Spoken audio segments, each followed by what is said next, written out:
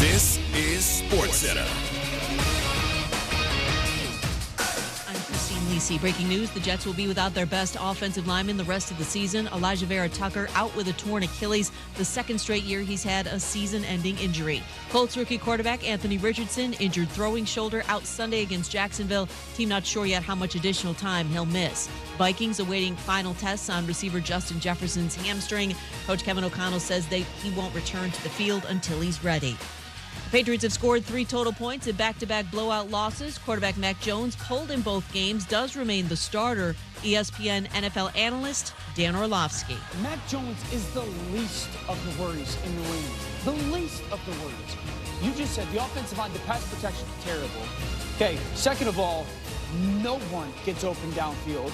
Every ball has to be perfect, and I haven't seen one play made by somebody in man coverage down the field.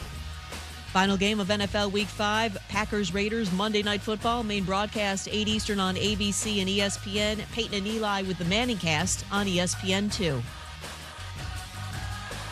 Hey, it's your resident Super Bowl champ, Chris Candy. Coming up Tuesday, the 49ers are the clear #1 in my power rankings, but how will the rest of my top 5 shake out? You might be surprised. It's Unsportsmanlike, 6 a.m. Eastern, right here on ESPN Radio, ESPN2, and ESPNU.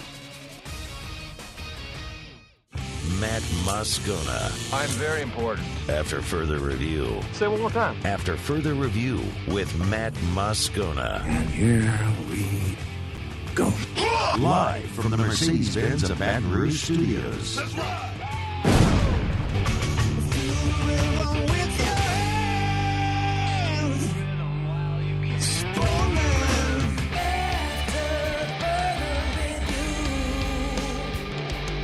And off we go. Welcome aboard. Glad you're with us. AFR presented by Relief Windows. I'm Matt. Love you, Matt. Paul O'Neill. They're chanting Paul O'Neill's name. Used to. And Mr. Toby Tumpley.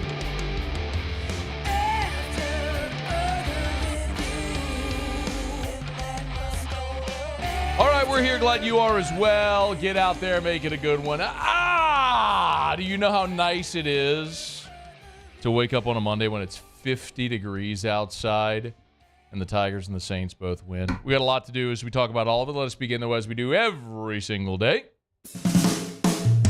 It's time to pop the top on another edition of AFR with Bud Light. Drink easy. I am not going to sit here and tell you that allowing 39 points and 500 yards of offense is something that should be celebrated. I don't think there are any ticker tape parades being scheduled or any back padding deserved. By the way, it's 527 yards allowed, to be exact. But LSU went to Columbia. They beat a ranked team on the road. They kept themselves alive in the SEC West and might have just shown a smidge of progress in the second half of that football game. A win and a cover, by the way. Never in doubt, right? Thanks to Major Burns. All of the odds makers and sports books from sea to shining sea have added you to their Christmas card list, by the way. Starting with anything other than Jaden Daniels feels like I'm burying the lead. But the defense in the second half might be the key to the rest of the season. Jaden Daniels was the key to this game, clearly. Albeit injured, 15 of 21. There were 3 drops on the day. Still 15 of 21 for 259, 3 passing touchdowns. He ran for 134 yards, ripping off 2 long runs of better than 30 yards after he injured his rib, including a 14-yard draw play, design draw on 3rd and 5 after the rib injury. I mean, he just let them all hang out to the floor on Saturday, and you don't win that game without number 5. Jaden Daniels is playing like the best quarterback in college football, and LSU needs every bit of Jaden Daniels because the defense is what it is right now. And hopefully it's a defense that could be improving a bit. Yes, this team is going to give up points, and they are going to give up yards. It's just the reality with what they are and what they have. The question is, can you get stops? In the second half of the Arkansas game, you didn't get a stop until Arkansas ran out of time and KJ Jefferson heaved one down the field and it was intercepted. They went field goal, touchdown, interception.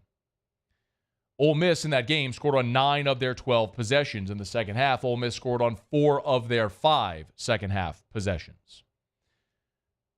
I'm not sure that there was a lower moment in this game than when LSU's down 22-7 and Missouri has scored on all 3 of their possessions. Keeping in mind, you're coming off a game where you allowed 700 yards and 55 points and you couldn't get a stop, and we all know, and you're wondering what changes might they have made, and you come out to start this game and boom, boom, boom, 3 straight possessions, Missouri's right down the field, and you're down 22-7. Not only that, but even though you won the toss and elected to receive, you didn't score to start the game, and what that meant was Missouri was going to get the ball to start the second half, and they had an opportunity to go back-to-back possessions and really put it out of reach.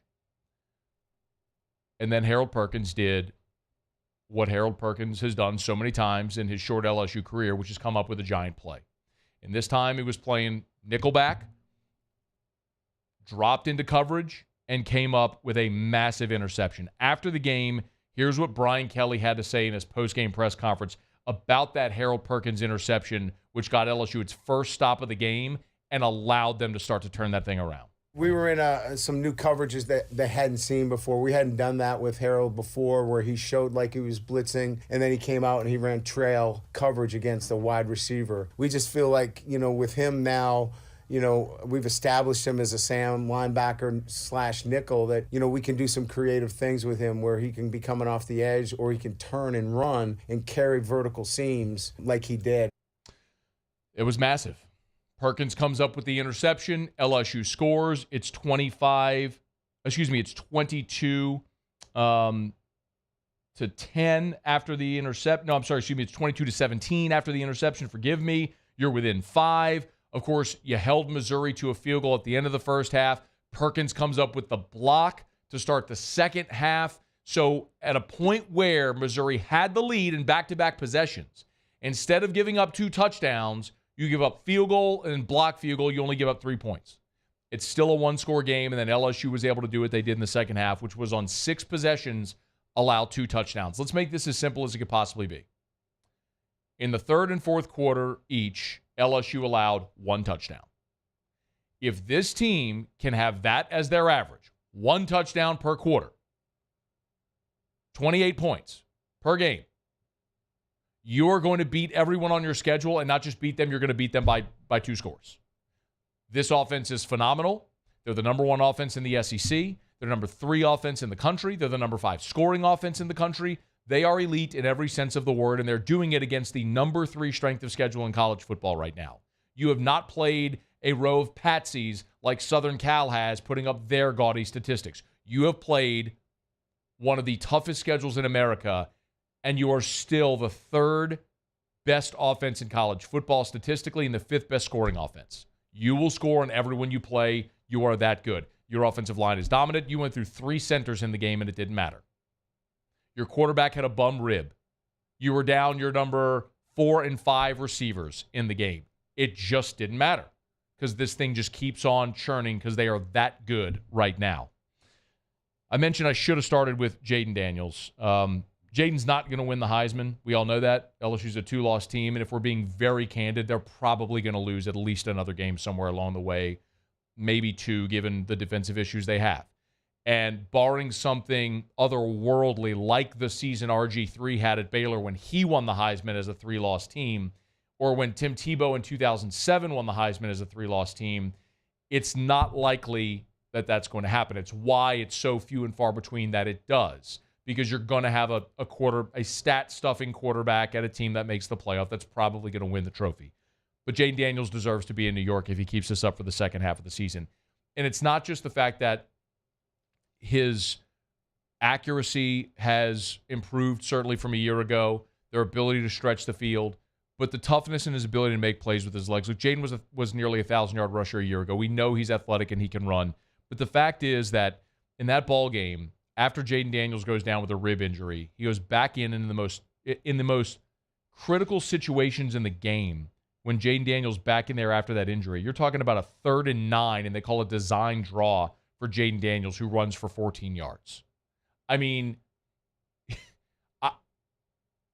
it's hard to continue to put this into words how special he is right now. I mean, it's crazy that it's so close to what we saw in 2019, but what Jaden's doing is bested only by Joe Burrow. Jaden Daniels is on pace to throw 4,000 yards. Joe Burrow threw for 5,000 in 2019. No other quarterback in the history of this program has thrown for 4,000. Zach Mettenberger in 2013, Rohan Davey 2001, Jamarcus Russell 2006. That's the list of 3,000-yard passers in the history of this program. That's the list. Jaden's going to surpass all of them except for Burrow. What we're watching is special. I think we all should by now recognize it. And yes, I mean all of us should recognize it by now. A couple of other things from the game itself. LSU ran the ball 43 times and threw it 23. Very obvious concerted effort by LSU to shorten the game, play a little keep away. And when your offensive line is that good and Logan Diggs is running the way that he is, 24 rushes for 134.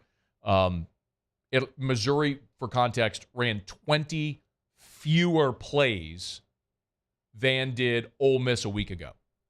That's what running the football did for LSU in this game. It allowed you to shorten the game. You won time of possession by 5 minutes, and Missouri ran fewer plays. We were all wondering about the Pete Jenkins effect. You started to get some pressures in the second half. After not having a sack in the first half, you come up with 2 sacks, 5 TFLs, and a forced fumble in the second half. The forced fumble was Braden Swinson's strip sack that he had on that 3rd down, and it was 3rd and Braden Swinson's forced fumble came on 3rd and had it here. It's somewhere in my notes, and I can't read it right now. Anyway, Braden Swinson comes up with the it was 3rd and 6. It was 3rd and 6 from the 46-yard line. Braden Swinson comes up with the strip sack. The 3 and out you forced just before that. Harold Perkins came up with a TFL. Mason Smith came up with his sack. Mason Smith batted a ball at the line. It's just very clear. As a 4-man defensive line, this is a better defensive front running a 4-man front, a true 4-3 as it is, and it allows you to have Harold Perkins have a set role as a nickel Sam. They're figuring it out. Again, it's not great, it's not even good, but it's not the worst. The second half wasn't the worst ever, and so the hope is you build on that second half as you move forward. And then we also saw, obviously, some DB rotation. It's pretty clear Ryan Yates has solidified himself in that dime package as the next safety in. We saw Sage Ryan go back to cornerback opposite Zy Alexander. We did not see Denver Harris in this game. They went back to Sage opposite Zy. Brian Kelly said they liked the way he tackles. Fixing tackling was a big part of what they wanted to do this week, and in many respects, they were able to do that. Wasn't perfect. Sage Ryan missed a big tackle, actually, in the second half, which allowed a short gain to go for 25 yards out to midfield on first down. It was actually right after Malik's touchdown when LSU went up 42-39. The first play was a 25-yarder, and it only went for that because Sage Ryan missed a tackle. Again, not perfect, but better, considering what you were coming off of. It was better. And you look ahead. The West is wide open. A&M lost to Alabama. Alabama's undefeated and atop the SEC West right now at 3-0. You do have to go to Tuscaloosa, but for LSU, as you look at it, you realize that Ole Miss still has to go to Athens, and they have a tough slate ahead. Ole Miss is going to take another loss somewhere along the way, and if you're LSU, you beat Auburn at home as an 11-point favorite. You take care of Army, you get an open date, then you go to Tuscaloosa, take your best swing. If you manage to win it, then you got to win 2 home games against Florida and A&M, and if you do that, you're back in Atlanta. I'm not saying that's likely. I'm not saying it's probable. I'm not saying there's a great chance of it happening. What I'm saying is there's a realistic possibility of it happening if you keep improving like you did a year ago in the second half of the season. Maybe Saturday, the second half in Columbia, is what this team needed to at least point them in the right direction. Now let's see how far they can move in that direction. LSU beats Missouri 49-39. Tigers moved to 4-2, exactly where they were a year ago through 6 games at 4-2. And they got much better in the second half of the season and made what was nearly a really special run in that second half. Let's see what they can do this year. Okay, It's after further review. By the way, Friday, we are announcing the winner of our AFR watch party, courtesy of our friends at Mockler Beverage and Bud Light. If you haven't been listening, next Thursday, Saints play Thursday Night Football in the Dome against Jacksonville. Our friends over at Mockler opened up the Slattery. That's their on-premise bar at Mockler Beverage on Rieger Road, just off of I-10 in Baton Rouge. The winner plus 15 guests will be their guests at Mockler. I'll be there. Muse is going to come. I know former Tiger Christian Lockacher, who works at Mockler, will be there. We'll look forward to a really fun night. We'll watch the Saints hopefully win on Thursday Night Football. Open bar, catered food. Mockler's going to take care of your transportation as well. It's free to enter. All you have to do to enter is text hashtag AFR Watch Party. That's hashtag AFR Watch Party to 225-396-4400, 396-4400, 396-4400. Again, we'll announce our winner at random.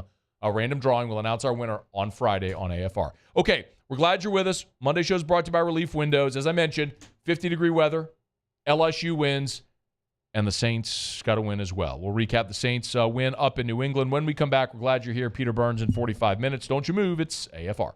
AFR. Brought to you by ProCharge EV and ProChargeEV.com. Electric vehicle chargers for your home or your office building. I was watching football all weekend, and there's a new EV brand that's being advertised on all of the national football games and everything. As the more you pay attention to it, the more you'll notice the more EVs are on the road. If you own a business or a commercial building, you got to have EV chargers. Your customers, your clients, your employees, they're going to drive electric vehicles. I mean, just think if you're a restaurant owner and someone's driving an EV and they could come to your restaurant or the place across the street. If one has an EV charger and the other doesn't, where do you think they're going? ProChargeEV.com. The other thing, this is passive revenue. You install that thing, people come whenever they use it, they tap to pay, and then you get paid. ProCharge processes all the payments. You just get a check. This is passive revenue as well for your business. ProChargeEV.com. ProChargeEV.com. Bayou Chrysler Dodge Jeep Ram has $12,000 off MSRP or 2.9% for 72 months on all new 23 Ram 1500 trucks in stock. All with Bayou's 1 million mile warranty. The crew at Bayou Automotive is going to do right by you.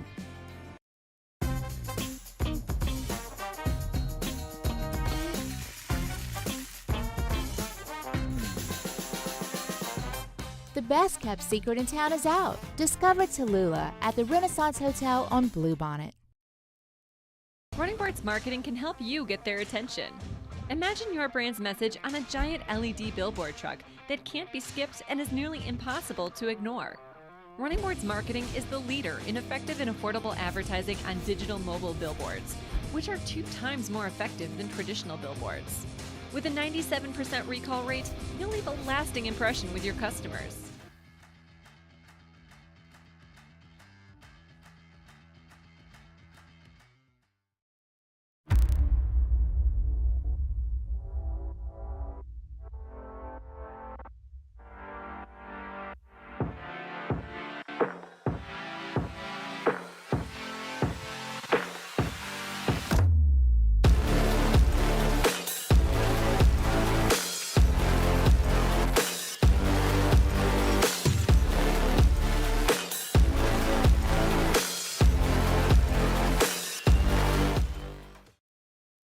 Scoocha, fall in the air. Fall is right around the corner, which means fall fishing is, which means it's time for you to take your boat to the next level with front-to-back boat service in a bunch of different ways. You want a custom stair job, you can have a ton of fun out there on the water. They can do that. What about a spot lock trolling motor? So you stay right where you need to in casting lines. Or sonar that's let you see the fish under the water before you cast. All of your maintenance needs as well. For 38 years, they've been at it and will continue to do so. The Sherman family of front-to-back boat service. Dylan Cruz here to tell you about Six Rings Baseball and Softball Camp. If you live on the North Shore and play ball, go to Six Rings Camps with former LSU assistant coach Dan Canaveri. His knowledge is second to none, and your child will improve and have fun doing it. Camps were held at Coquille Park and Six Rings Academy in Covington with 4 sessions over the summer. Full day and morning only sessions are available from ages 7 to 13. Go to sixringsbaseball.com or call 985-206-9096. Learn the game to love the game. Gulf Coast Office Products is a nationally recognized Savin office equipment dealer based right here in Louisiana. Over 100 employees strong, Gulf Coast has the boots on the ground to support all vertical markets from education, engineering, legal, and finance. With the latest in office technology from desktop to production segment units, Gulf Coast and Savin have the perfect fit for you. Call 225-756.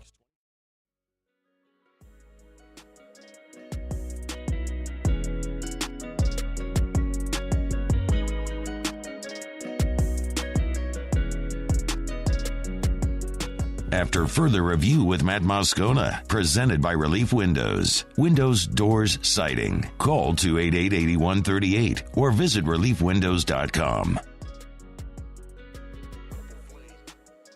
We were in some new coverages that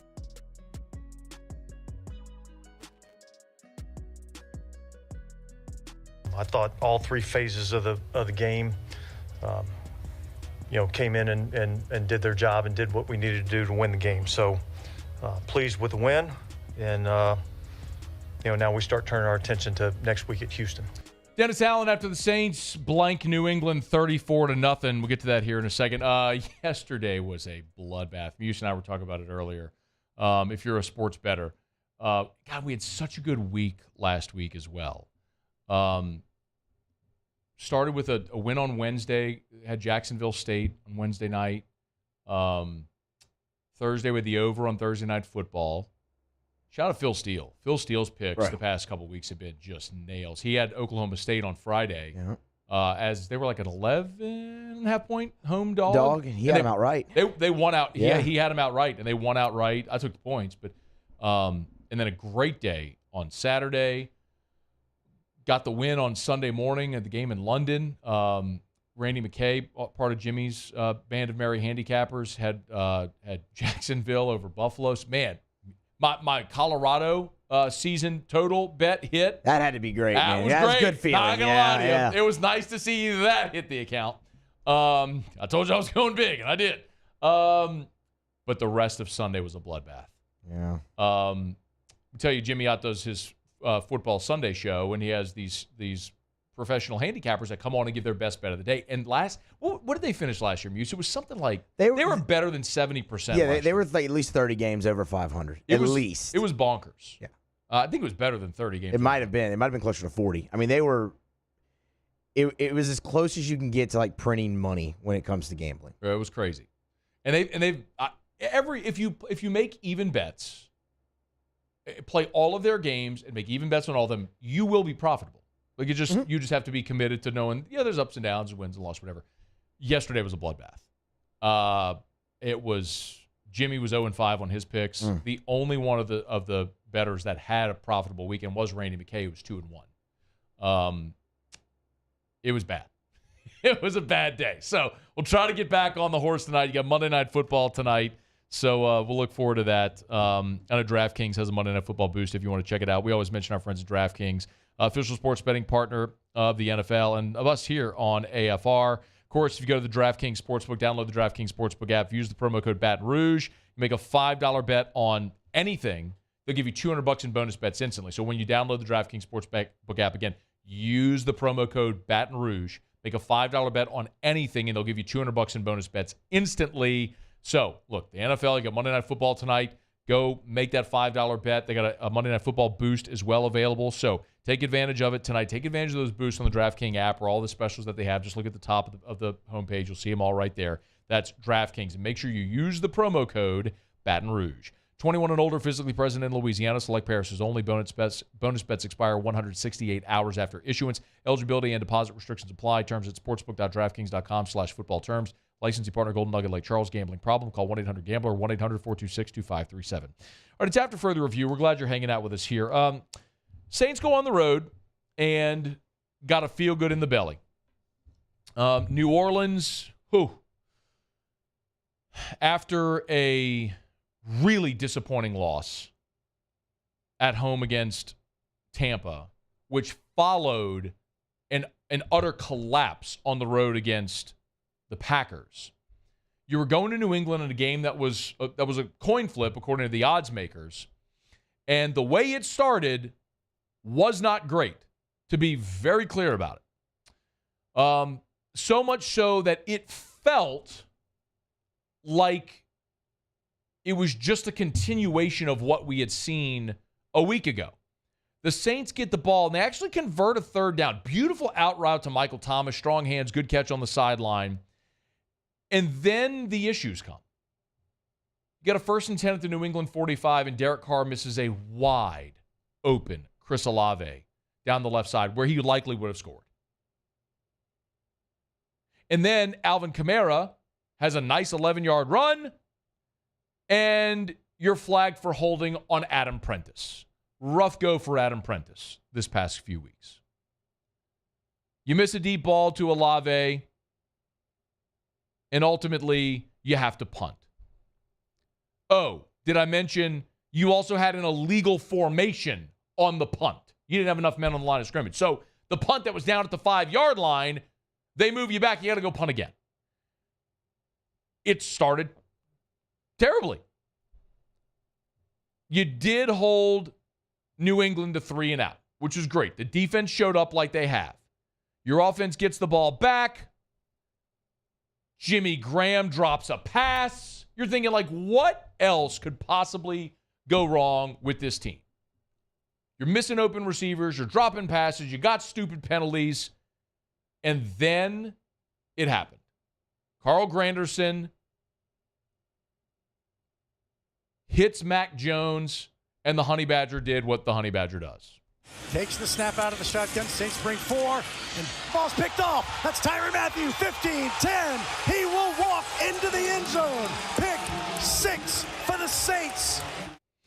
That play felt like it opened the floodgates. If you were watching that game, didn't that game feel like all of the negativity, the cloud just lifted? It's like, have you ever, many of you have, you ever woke up on a Sunday after a Saturday night where you've been drinking a good amount? You wake up, you drink some orange juice, you pop some Advil, and then you eat that greasy breakfast sandwich, and then right when it starts to sit on your belly, you just go like, maybe you let out a big belch, and you go like, oh man. You know what I mean? Like, that's what it felt like when Tyrann Mathieu returned that pick 6. Because it just felt like all of the weight and all of the burden of not scoring a touchdown the week before against Tampa, all of that had been lifted. The 20 consecutive drives without a touchdown. Now, you got one offensively coming, but just to get in the end zone felt so big in that situation, because when you get special teams or defensive touchdowns, the odds shift to your favor of winning the game. Now, it didn't work out for the Saints when they got the punt return for touchdown against Green Bay, but we know how that went. The Tyrann interception came at exactly the right time for this team when it felt like they had to have something go really well, and it did. New England gets the ball back. They miss the field goal. The Saints get it back. Boom. 8 plays, 62 yards. Kamara gets in the end zone. You're up 14, and the vibes are good at this point, and they never really let up. Yes, we can talk about the penalties in this game, which were a problem. You were penalized 12 times. There was a lot in this game that wasn't great. You were penalized 12 times. I mentioned Adam Prentice holding, which wiped out Kamara's best run of the day. The Jimmy Graham drop that I mentioned. The Derek Carr miss on Olave deep. There were some things in this game that weren't great, but man, all of the good overshadowed the negative on a day where you had to go win. Listen, offensively, you're still not a great team. Yes, you put up 34 points. 17 points came off of New England turnovers. So that's a direct correlation to the job that your defense did. But this also ends the streak of not going over 21 points. You finally were able to go have an offensive day. So yes, you take it. That was fantastic. We saw Alvin Kamara break Marcus Colston's franchise scoring record, the most touchdowns now in Saints franchise history. Alvin Kamara holds that mark. A really cool, a footnote in this game, but something that's just an awesome piece of history for this franchise. 73 career touchdowns. He passes Marcus Colston.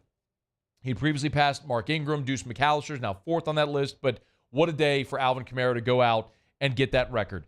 Carl Granderson, you finally paid the right guy at defensive end. You know, Granderson is such an interesting story because we talked about him so much leading up to the draft when he was at Wyoming. He had some off-the-field issues.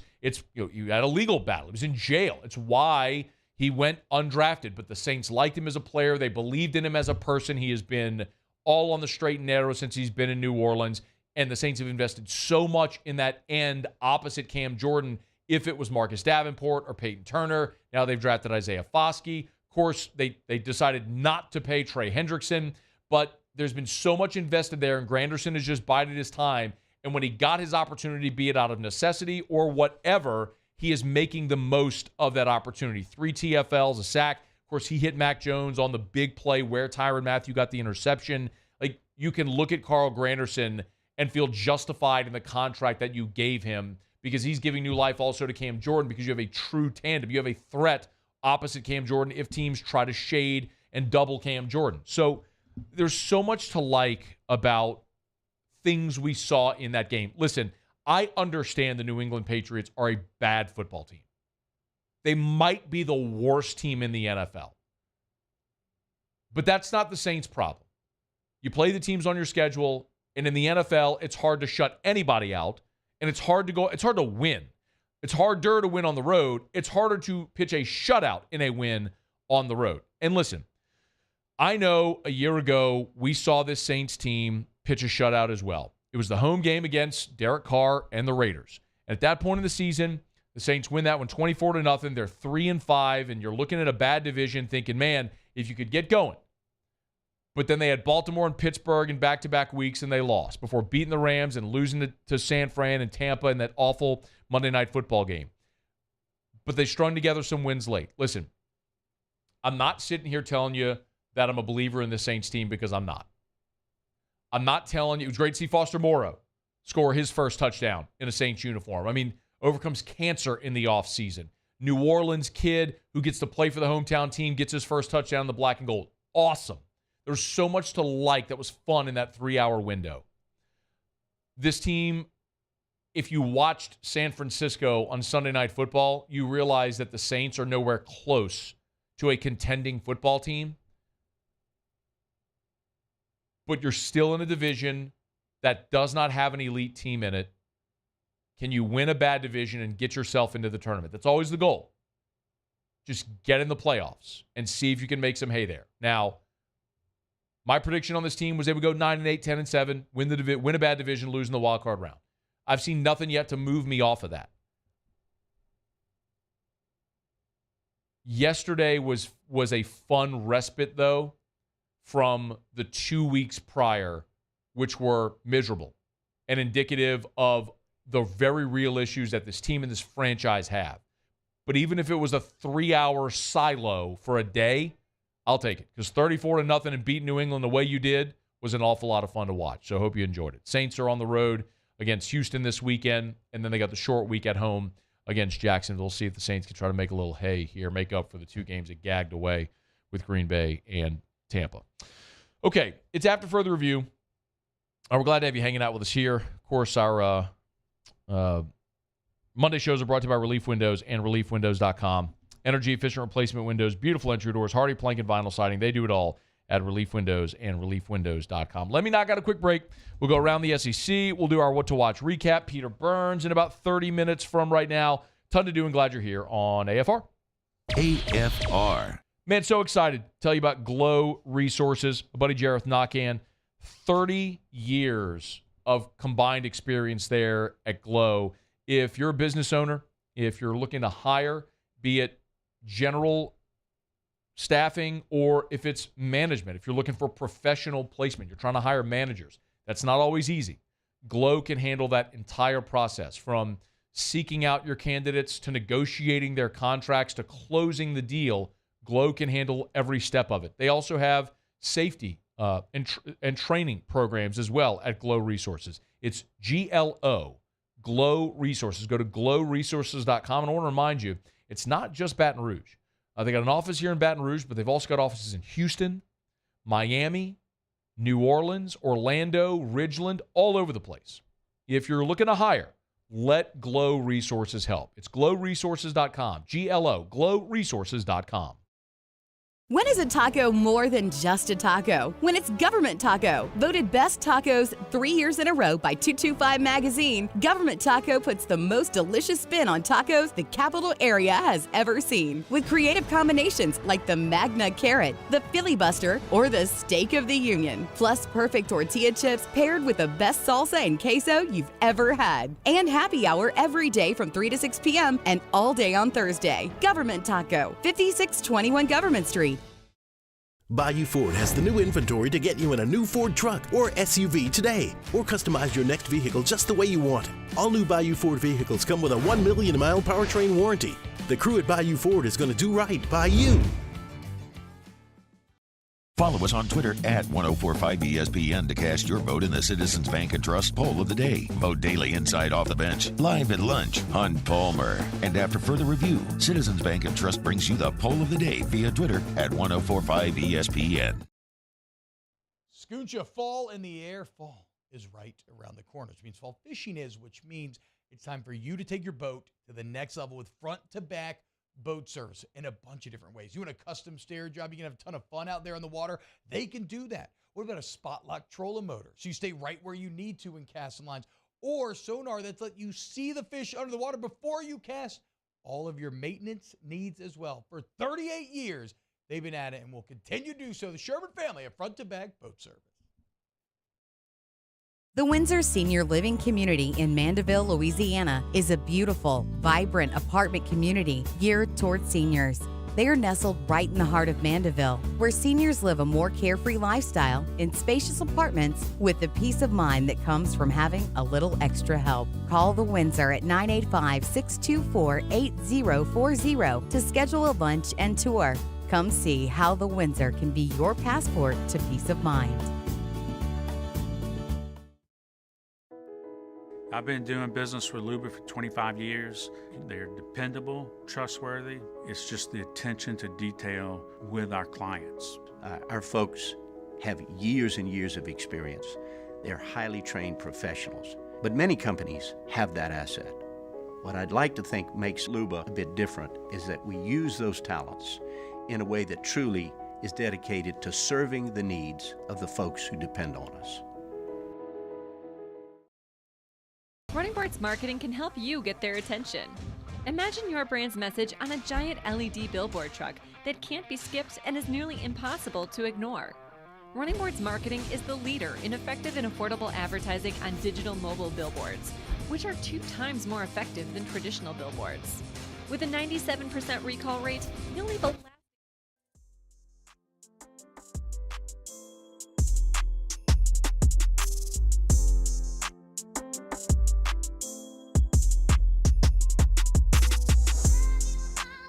After further review with Matt Moscona, presented by Relief Windows. Windows, doors, siding. Call 288-8138 or visit reliefwindows.com.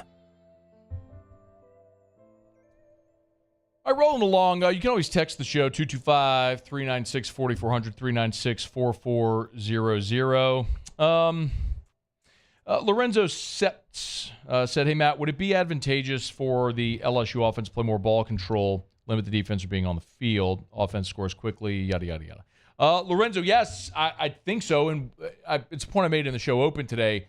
I think it was pretty clear LSU did that on Saturday. They ran the ball 43 times and threw it 23 times. Ole Miss ran 88 plays. Missouri ran 68 plays.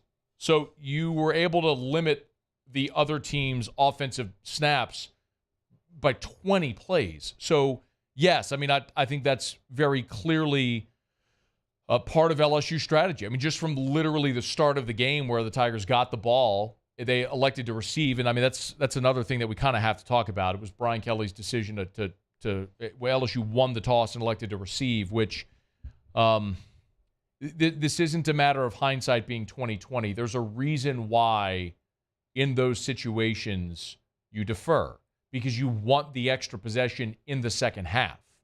And you want the opportunity to have the last possession of the first half and the first possession of the second half so you can go back-to-back scoring. LSU did that successfully the last 2 weeks. They had the last possession and scored against Arkansas, then started the second half with a score. Same thing against Ole Miss. In this situation against Missouri, you were sweating out as Missouri had back-to-back possessions, but you limited them to a field goal to end the first half, and you held them to a field goal attempt to start the second half when Harold Perkins busted through there and tipped that field goal attempt. So the answer to your question is yes, but I think it's pretty clear they're already doing that. I mean, that was certainly part of the strategy this week. All right, it's after further review. We're glad you're hanging out with us here. We'll go around the SEC here in just a quick second. Actually, let's do that right now. LSU basketball, Matt McMahon and the squad got a basketball commit this weekend. We'll talk about that very briefly in a second. Real quick, though, let's go around the SEC. Around the SEC, presented by Gulf Coast Office Products, excellence in imaging solutions. The Auburn Tigers. Hugh Freeze hoped having a bye week would make his team healthier. Gave an injury update at his press conference Monday. Doesn't sound like that's the case. This is relevant for the LSU game this week. Linebacker Austin Keys has a thumb injury. Defensive back Keontae Scott's out with an ankle injury. And running back Damari Alston has been out with a shoulder injury. And none of the three appear likely to play this weekend against LSU. Also, defensive back Jalen Simpson, wide receivers Malcolm Johnson and Javarius Johnson day-to-day, and this after Auburn's already lost defensive lineman Mosiah and the Sealy Kite for the remainder of the season. The Mississippi State Bulldogs. Zach Arnett did not provide an update on the status of quarterback Will Rogers and running back Woody Marks. Both were injured Saturday in the win over Western Michigan. Rogers exited in the fourth quarter, and Marks was hurt in the second quarter. He was seen wearing a walking boot at the end of that game. Backup quarterback Mike Wright finished the game for Mississippi State. The Kentucky Wildcats. And Kentucky is starting to check off some of their red shirts. They signed 19 prospects in their 2023 recruiting class. 4 of the freshmen have now played in more than 4 games this season. A year ago, they had 8 players appear in more than 5 games that burned the red shirt. 2 of those players, Kobe Albert and Keontae Goodwin, have already transferred out of the Kentucky program. So Mark Stoops getting some of those freshmen on the field. All right, there you have it. That is Around the SEC presented by Gulf Coast Office Products. Shout out to our guy, Trey Beal, and our friends at Gulf Coast Office Products online at gcopnet.com. gcopnet.com for Gulf Coast Office Products. Face-to-face sales service after the sale. That's what you get. Gulf Coast Office Products, the official office equipment provider of the LSU Tigers, the New Orleans Saints, New Orleans Pelicans, ULL Raging Cajuns, and the Baton Rouge Zydecoats, new minor league hockey team coming to Baton Rouge. Gulf Coast Office Products. Hat tip to Matt McMahon. Got a commitment over the weekend from Curtis Givens. I understand most people on Saturday were locked into LSU-Missouri in a day full of football, but it was on Saturday that the 6'3", 4-star point guard out of Montverde for Ben Simmons played his high school ball. Committed to LSU, had offers from Memphis, Texas, Indiana, Georgia Tech. He's ranked by On3 as the number 33 overall player in the country.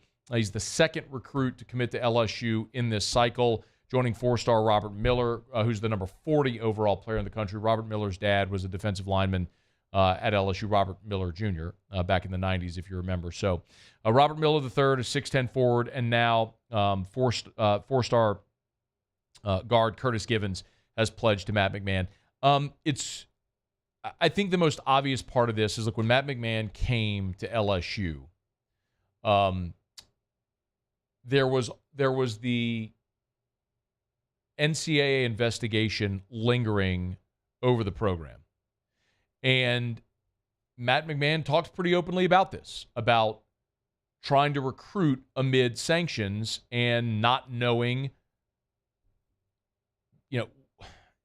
if you were going to have scholarship reductions, if you were going to have the opportunity to play in the postseason. There was a lot of different things that limited LSU's opportunity to recruit out of the high school ranks. So clearly Matt McMahon went very heavy in the transfer portal last year. That was also out of necessity because he lost his entire roster. I mean, literally every scholarship player either went pro or went into the portal after Matt McMahon was hired. So last year was a total punt. I mean, you just had to put a roster together as best you could, and they won 2 conference games and finished dead last.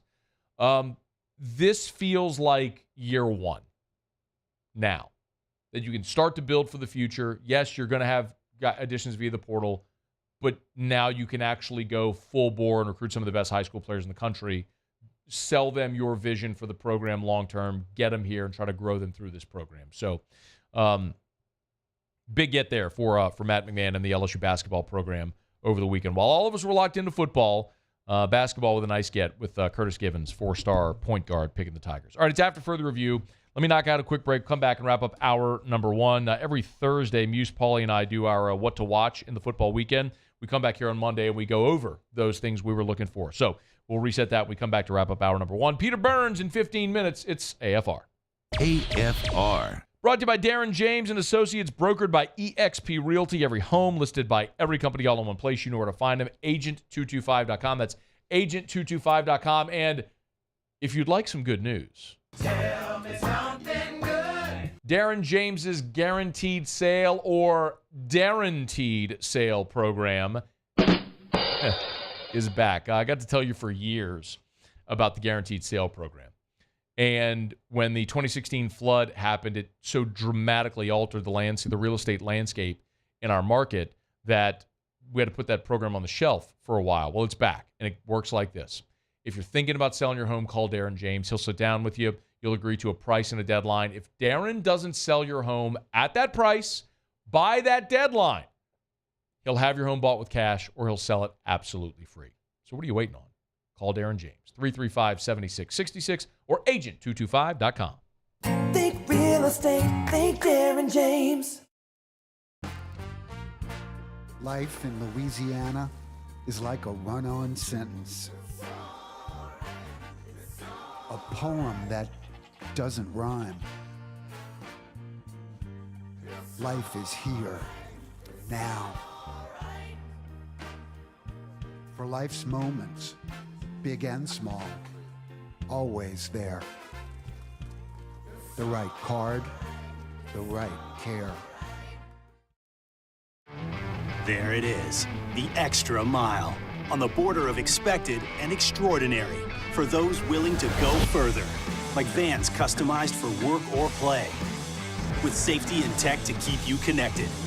Supported by a 5-star sales, service, and finance team, and backed by the 1-star you know. So go the extra mile. It's never crowded, because so few have what it takes to go there. Mercedes-Benz Vans.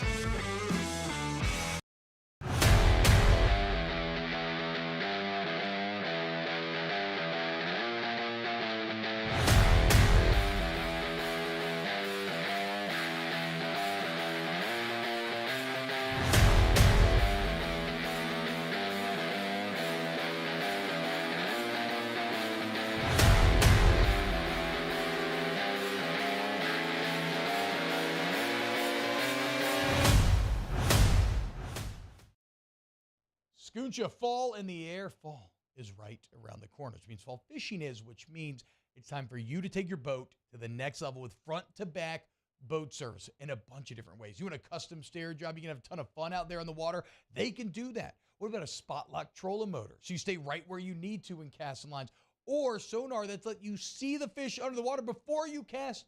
All of your maintenance needs as well. For 38 years, they've been at it and will continue to do so. The Sherman family of front-to-back boat service.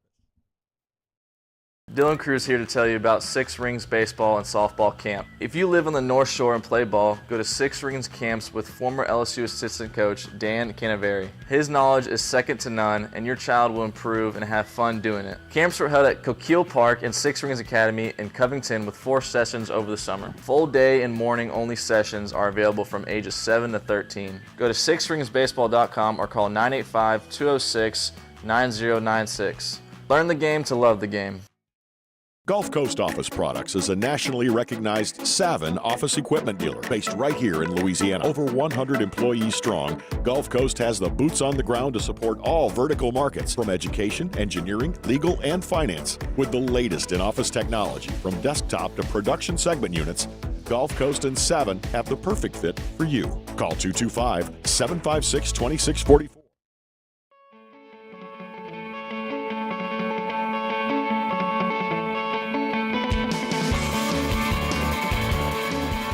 After further review with Matt Moscona, presented by Relief Windows. Windows, doors, siding. Call 288-8138 or visit reliefwindows.com. Congratulations to Alvin Fallstitch. Alvin is our Week 6 winner. Al. Week 6 winner of the 2023 Twin Peaks College Football Pick'em Contest. Wins Twin Peaks gift card. Don't forget to make your picks for Week 7 by noon on Thursday. Play the 2023 Twin Peaks College Football Pick'em today at 1045ESPN.com. Peter Burns joins us in 12 minutes, talk some SEC football. Every Thursday, Muse, Paulie, and I give you 3 things that we're watching on the football weekend. We come back on Monday to let you know how they went. Let's do it. Hit it, Muse. We watched. Now let's review. All right, Muse, what you got? Fire away. Yeah, so wanted to see C.J. Stroud, man, if he could keep it up. Been off to a hot start in his rookie year, playing the best of all the rookie quarterbacks, but had a tough defense to go against the Falcons. So-so, I would say. 249, the touchdown pass came late, but he didn't turn the ball over. Still has not thrown a pick. Still has not thrown an interception, which is the big. Not a blah, blah. No, he, him. Okay. Bro. Okay. Trust me, as a guy who had the Falcons yesterday, late in the 2.5, the 4th down touchdown pass at the end to give them the lead. I mean, it was only bet. He would have had a fourth quarter comeback, but for the fact that they left too much time and Younghoe Koo hit the game winner.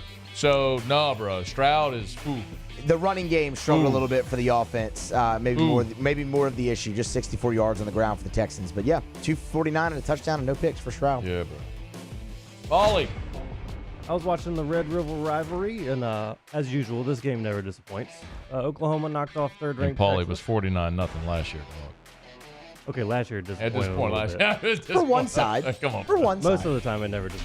The start of the game was wild. It had 2 interceptions, a trick play, a block punt for a touchdown. Yeah. Oklahoma's Dylan Gabriel connected with Nick Anderson for a 3-yard touchdown with 15 seconds left to go in the game. Solid. Oklahoma is now the leader in the Big 12, so we'll see what happens here. No, they'll play again. No divisions. They'll play again in the Big 12 championship game. Iowa. Watching Iowa. See if they can get 25 points per game average. They beat Purdue 20-14. So they're averaging 21.8 points per game.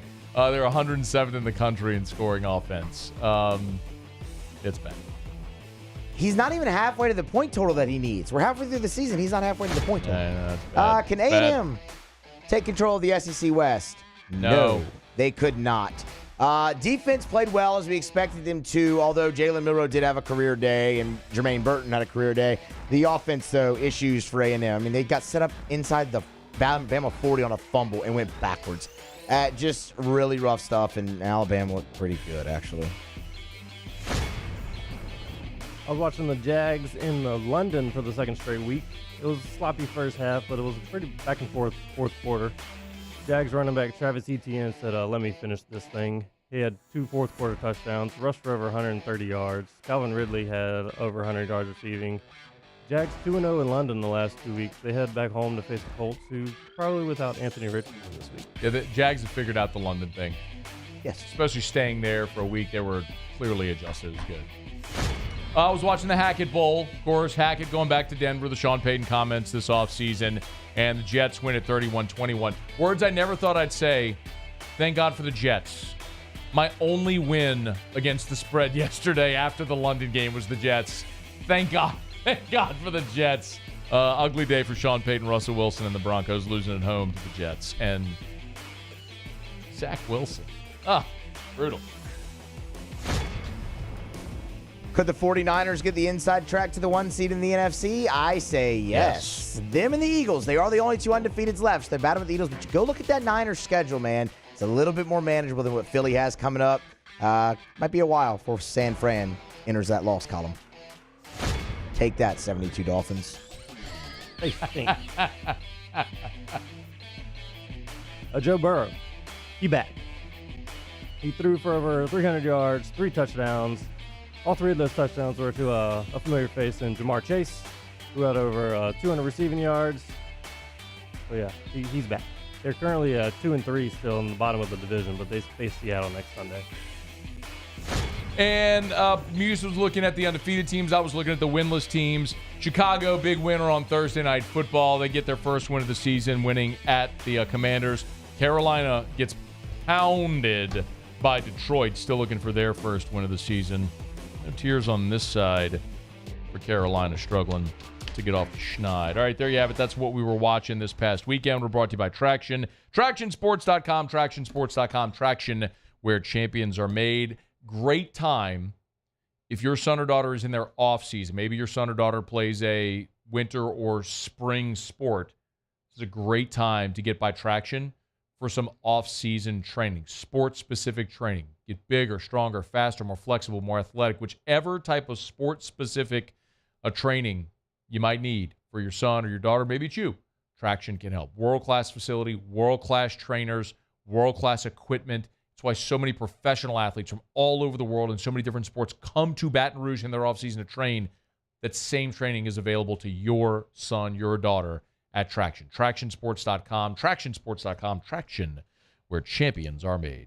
All right, y'all. Glad to have you aboard with us here on a Monday edition of AFR. SportsCenter's coming up. We'll get you caught up on national headlines. When we come back, Peter Burns of the SEC Network is going to join us, as he does every Monday. It's a busy weekend around the conference. Big statement for Georgia and Alabama. Are they headed for another collision course in Atlanta? It would certainly seem that way as of right now. We will react to the weekend in the SEC with Peter Burns. We come back. Hour 2 is next.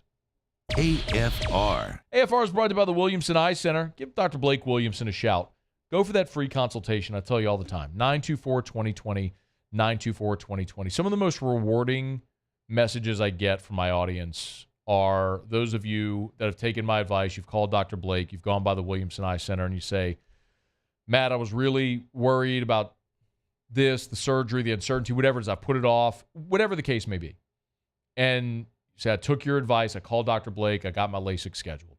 Telling you, it's so worth it. This was so cool to see. They posted over the weekend, Roland Scott Jr., he's an EMS first responder, and went to the Williamson Eye Center, got his LASIK done over at Williamson, and 3 days after LASIK, was back working his shift as an EMS first responder. It's the Williamson Eye Center. Call Dr. Blake Williamson, 924-2020 or williamsoneye.com. I'm Chris Nakamoto, and here's what I'm working on for my stories on WBRZ Channel 2 tonight. A worker at DCFS says she was fired after blowing the whistle on what's been going on there. Questions about money being spent at the agency and decisions to put children back into homes where they could potentially be in harm's way. Her documentation led to DCFS saying her services were no longer needed. Tonight, she tells me she refuses to be silent. I'm Chris Nakamoto from WBRZ. Watch more tonight on WBRZ Channel 2. Bayou Ford has the new inventory to get you in a new Ford truck or SUV today, or customize your next vehicle just the way you want it. All new Bayou Ford vehicles come with a 1 million mile powertrain warranty. The crew at Bayou Ford is going to do right by you. When is a taco more than just a taco? When it's Government Taco. Voted best tacos 3 years in a row by 225 Magazine, Government Taco puts the most delicious spin on tacos the capital area has ever seen. With creative combinations like the Magna Carrot, the Filibuster, or the Steak of the Union. Plus perfect tortilla chips paired with the best salsa and queso you've ever had. And happy hour every day from 3 to 6 p.m. and all day on Thursday. Government Taco, 5621 Government Street.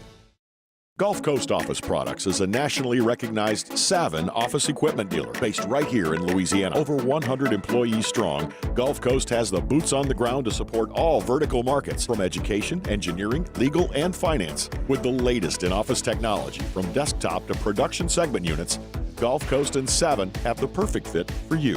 Call 225-756-2644. That's 756-2644 for Gulf Coast Office Products.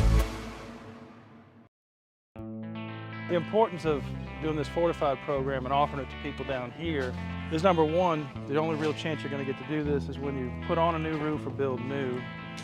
And through companies like HUDCO, who's kind of leading the way in this thing, it's going to offer the customers a huge advantage in the insurance market and the price of their insurance.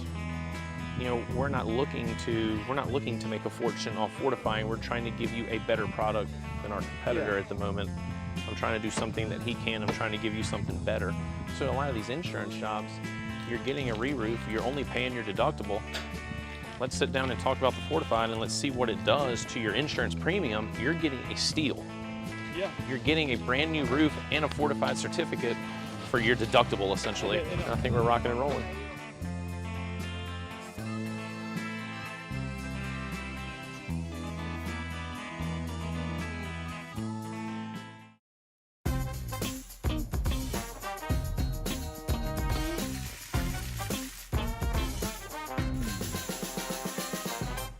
best kept secret in town is out. Discover Tallulah at the Renaissance Hotel on Bluebonnet.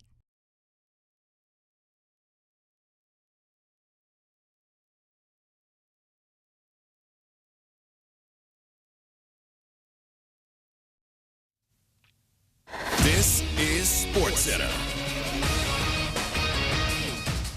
I'm Christine Lisi. Jets right tackle Elijah Vera Tucker, the team's best and most versatile offensive lineman, out the rest of the season with a torn Achilles tendon, the second straight season-ending injury for Vera Tucker. Injured Bills linebacker Matt Milano, defensive tackle Daquan Jones will both have surgery, are out indefinitely, not yet determined if either will miss the remainder of the season. Colts quarterback Anthony Richardson out Sunday versus Jacksonville, sprained AC joint, team unsure how much additional time he'll miss. Patriots coach Bill Belichick sticking with Mac Jones as his starting quarterback despite pulling him in back-to-back blowout losses. Four-time Super Bowl champion Charlie Weiss. Forget about Mac Jones for a second. Who scares you on that offense? I mean, there's no wide receiver threat outside that makes you say, God, we have to stop that guy. They don't have Travis Kelce who's saying, we got to stop that guy. Charlie Weiss on Unsportsmanlike. Monday Night Football tonight, Raiders, Packers, 8 Eastern, ABC, ESPN, and ESPN2. Injured Green Bay running back Aaron Jones is not expected to play. Hey, it's your resident Super Bowl champ, Chris Candy. Coming up Tuesday, the 49ers are the clear number one in my power rankings, but how will the rest of my top five shake out? You might be surprised. It's Unsportsmanlike, 6 a.m. Eastern, right here on ESPN Radio, ESPN2, and ESPNU. Matt Moscona. I'm very important. After further review. Say it one more time. After further review with Matt Moscona. And here we go. Live from the Mercedes-Benz of Baton Rouge studios. That's right.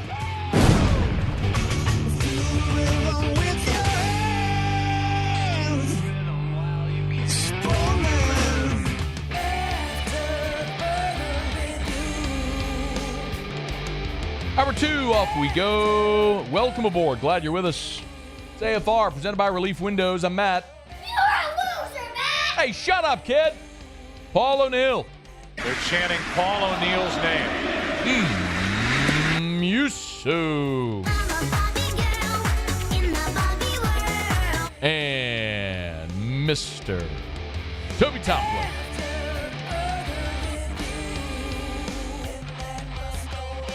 All right, we're here. Glad you are as well. Get out there and make it a good one. We're pleased each Monday to be joined by our good buddy Peter Burns. Unsportsmanlike conduct. Number 11 of the defense, throwing the LSU player's shoe 20 yards down the field. A little quicker on the draw, Muse, but the play, I mean, the drop is great. Peter, how are you, man? I'm doing well, and it's funny because me and CD were talking about that game coming up on this morning on the show about, like, who really feels best? Like, week to week, like, we look at this and, like, man, I can't wait for the LSU-Florida bet. Man, the LSU-Florida bet's going to suck this year. Man, I can't wait for the LSU-Florida bet. Like, I look at this, and I'm like, I have no idea. And then it just hit me as well, too, because I'm trying to go home for a game. So I'm like, I think I'm going to pick the Florida game to see it. I'm going to go back home to Baton Rouge for that one. And then I realized, I'm like, it's so weird that it's in November now. I know. Like, the fact that it's this late and it's post-Bama. That to me also feels really weird. Like, it's the weekend after the Alabama game. I don't like that at all. I don't like it at all. One point of reference that I'll make note of there, PB. If you recall, the game we just referenced, the throwing the shoe game, that game was the week after LSU took a 55-17 beating at the hands of Alabama in the COVID year. So LSU took their worst beating ever, where Bama had 45 points in the first half. A week later, went to Gainesville. But that was also 2020. Like, football didn't even count in 2020. Like, I mean, you know, like, we played it, but we kind of didn't. But who threw a shoe? I get it. Who throws a shoe? The memes. Honestly. The memes are great, though, man. They live on. It's fantastic. Hey, let me start with a thought on LSU. Do you think, we know this is never going to be like a top 10 defense, but are you a believer that maybe they found a little something in the second half of that game? Missouri had 6 possessions. LSU got 4 stops. They actually were able to get off the field. I mean, listen, trust me. I had Doring trying to convince me of that today, and I was like, no, and I'm okay with it. Like the part of being an adult that I realized that I've almost got there now that I'm 44 is accepting the fate, right? Instead of trying to change it. So, like, for the last couple of weeks, I keep like, this is disgusting. We got to get it fixed. I've at peace now, just knowing our defense is going to stink, just that it's going to stink. And that it is just an offensive-minded team. We basically have become Ole Miss for the remaining part of this year, where you're going to score a boatload of points. And defensively, you hope to have, an opportunistic stop here and there. And I'm fine with it. I don't think it gets better. And to say, but maybe I'm just afraid to kind of put my heart out there and it gets broken to think, oh, we'll be better. Like, I've seen it enough this week. Or, I thought it was better against State, and I realized that was more State than necessarily it was LSU to a certain extent. So I hope I'm wrong, Matt. I mean, I hope you're right. And I never say that. Wait, but I'm right about what? I didn't make a statement. I just asked you a question. I thought. Yeah, well, I thought you were putting you were biasing the question by saying, "Hey, possibly have we found something?" I mean, I'm not willing to put my heart out there on this LSU defense. First of all, it's better to have loved and lost than to have never loved at all, PB. Sure. Make yourself vulnerable, number one. Number two, I was not implying anything. Now, your inference is up to you. My implication, however, was not there. I was merely asking you a question. Like this one. Who was more impressive, Georgia or Alabama? I still go Georgia. I don't think there was a doubt. In fact, that's an easy one. I mean, Georgia basically just said, go take your ball and go play the JV squad, Kentucky. I mean, that was just an absolute whooping right from the get-go. And me and Spears will play Fortnite all the time, right? Me and Marcus Spears. And occasionally you get across a player that you just know is so much better than you that you realize you just don't have a chance. And it felt like that was what happened with Kentucky. Like, they got there, they got the controllers ready, they're ready to go, and then boom, they just ran into this kid on a computer who's sponsored by Red Bull or something like that. Like, just got absolutely crushed. And that was demoralizing. And I mean, this was, hey man, Kentucky tries to play the style of football that Georgia plays, right? Like hard-nosed, and run inside the tackle, play good defense. But they are just such a diet version of it. And I don't know if that's because of the scheme or just because of just the rosters, and Georgia has that many more 4- and 5-star players. Like, I mean, that was not close. At least A&M and Bama was close until Jimbo decided that he was just going to get into his turtle shell. The reason I asked the question, PB, though, I could argue Kentucky's not elite and Georgia was at home. I think A&M's defense is really good, and Bama had to go on the road, which is why maybe that might be the more impressive win. No, I mean, listen, you're wrong, because Georgia is definitely the more impressive win. Now, with that being said, the way that Alabama has adapted to what they have has been extremely impressive, right? Like, the fact of where they were from game one, and even game two, I give them a little bit of pass because they were basically saying, hey, let's see if any of these quarterbacks have a heartbeat, and they didn't, so they went to Milroe. But to see them change that way it has been nothing short of fantastic. I mean, like, they asked Milroe to go on the road inside of a hostile environment and not be a game manager. Like, they needed him to win that game, and he made plays. Like, he's the complete – you're going to get the Milroe experience where you're going to get 1 or 2 turnovers, but you're also going to have 4 or 5 different plays. Like, how in the hell did he do that? Like, I thought when he got sacked, he was done for. Like, there was that sack, that blindside hit, and I'm like, it would break 98% of our spine. And he's just like, all right, let's go. I'm like, what? How was that human? I don't like the fact that they're actually looking good right now. Is there a tripwire out there for Alabama somewhere? When you look at their schedule, I mean, it's LSU. Is that the only one? There's no. I mean, they got to go. They got to go to Auburn. It's on the plains. They got Tennessee coming up. They do have a trip to Kentucky. I mean, is there anything that could be sneaky dangerous aside from, like, the LSU game? The sneaky dangerous team is a team that can pass the ball extremely well, and that's not something that A&M had an opportunity to do, especially late into that game. Now, mostly it was because of the offensive line, defensive line mismatch that Alabama had a definite advantage on. But, I mean, you could tell Max Johnson, as much as I love the kid, he's still a little bit slow in developing. I mean, like, and he's not going to run the ball. He's not exactly fleet of foot. And the problem that they have is Jaden Daniels can do it all. I mean, that's the issue. I mean, we're in the same exact spot, right? Weren't we 4-2 after the Tennessee loss last year? And then what did you end up doing? You beat Bama, and of course you crapped the bet against A&M. Oh. But, like, you're no different in any other spot right now. So, but I mean, regardless of that, can we talk about it? Am I wrong of just being absolutely disgusted on behalf of A&M players and fans and boosters of Jimbo Fisher not going for it on 4th and 1 when they were in Bama's territory, tie ball game with 17 with like 3 minutes to go in the third? Yes.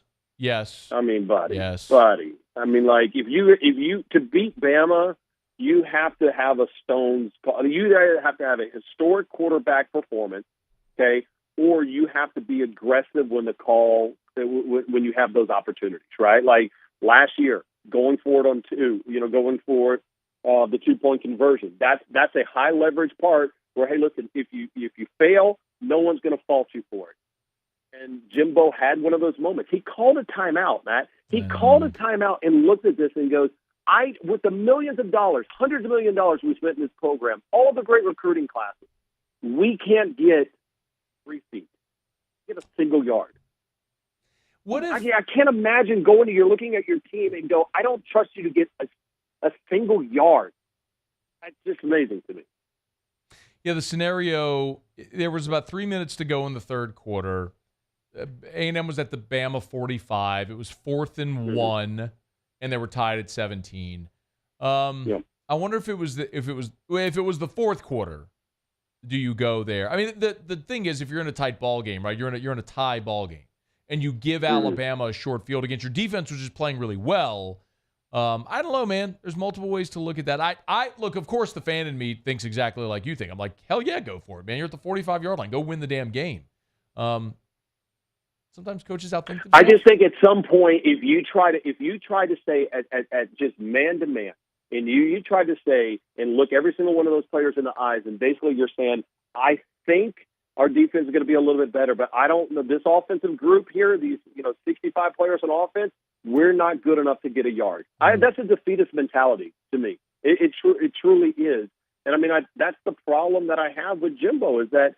Right now, they've got all of these things. They've done everything right as far as for a program, but Jimbo is so conservative. I'm like, bro, if I had $85 million guaranteed, don't you think it'd be the flip side of it? Like, My man's getting paid. He secured the bag either way. Like, this is the complete YOLO moment that Jimbo Fisher should have to be like, screw it, let's go. And I'm sorry. No, what's the weird part of it? The weird thing is, like, he learned from Nick, and while Nick may have the perception of being, close to the vest, I mean, PB, that's a guy who faked a punt in the national championship game against Texas, like at his own 10-yard line.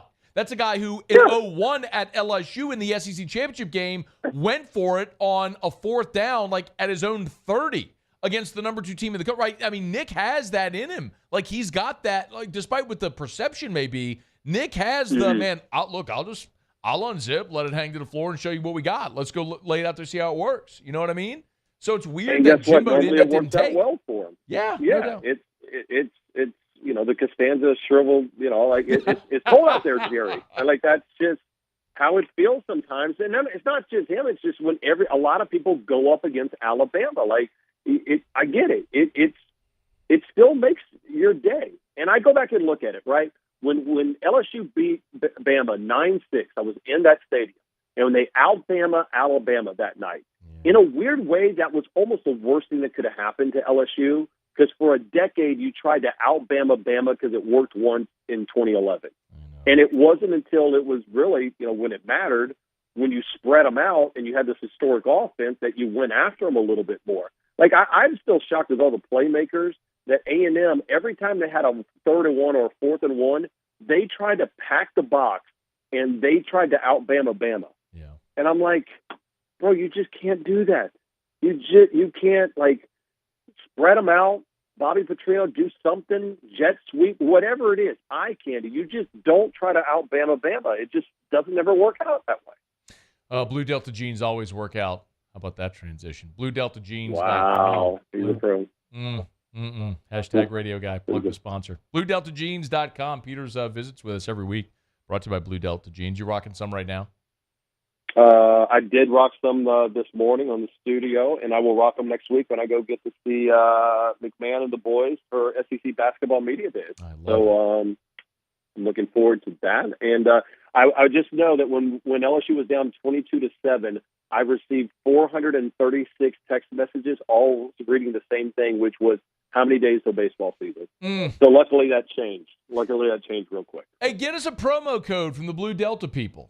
How about that? I will work on that for next week for all you. Right. And holler at your Blue Delta peeps. Get us a promo code so we can pass it along to our audience, man. Let's buy some jeans. It's time. It's cold weather. PB was 50 degrees in BR this morning, man. It's time.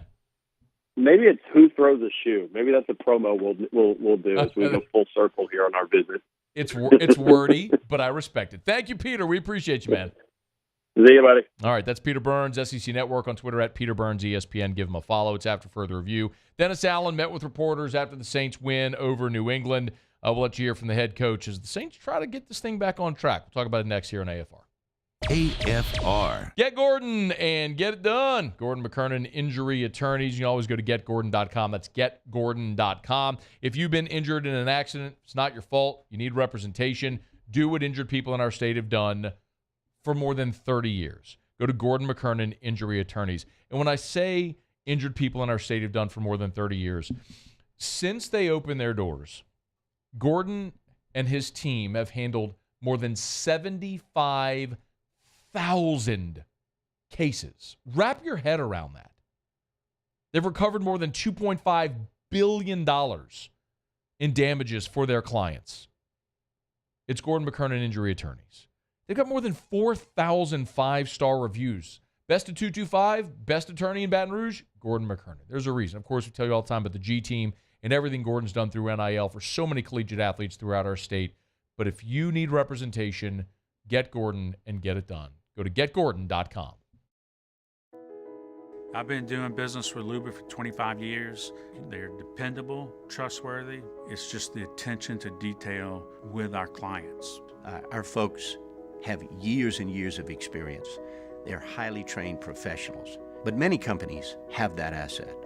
What I'd like to think makes Luba a bit different is that we use those talents in a way that truly is dedicated to serving the needs of the folks who depend on us. Bayou Chrysler Dodge Jeep Ram has $12,000 off MSRP or 2.9% for 72 months on all new 23 Ram 1500 trucks in stock. All with Bayou's 1 million mile warranty. The crew at Bayou Automotive is going to do right by you.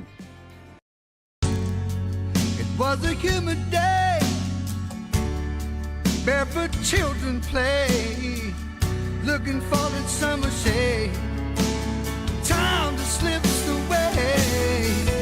Oh, Louisiana, some kind of hold on me. Like cypress stumps, your roots are planted deep inside of me. Running Boards Marketing can help you get their attention. Imagine your brand's message on a giant LED billboard truck that can't be skipped and is nearly impossible to ignore. Running Boards Marketing is the leader in effective and affordable advertising on digital mobile billboards, which are 2 times more effective than traditional billboards. With a 97% recall rate, you'll leave a lasting impression with your customers.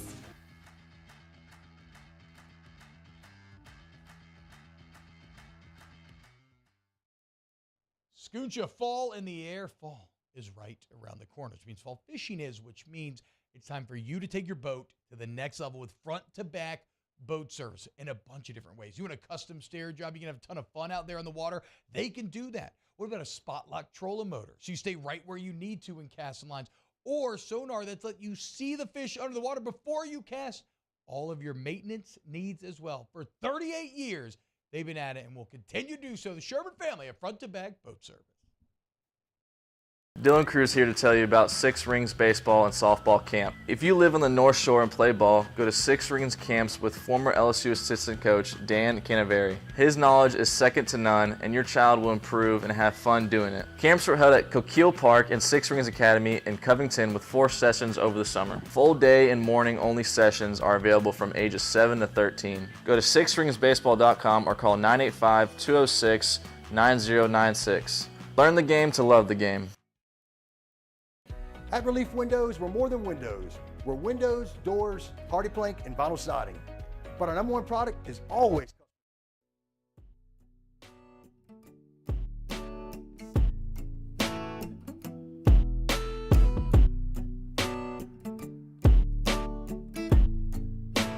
After further review with Matt Moscona, presented by Relief Windows. Windows, doors, siding. Call 288-8138 or visit reliefwindows.com. This is what I want our team to look like. And now the challenge is can you replicate that week in and week out, in a tough league that we play in. And so I thought we had a great week of practice.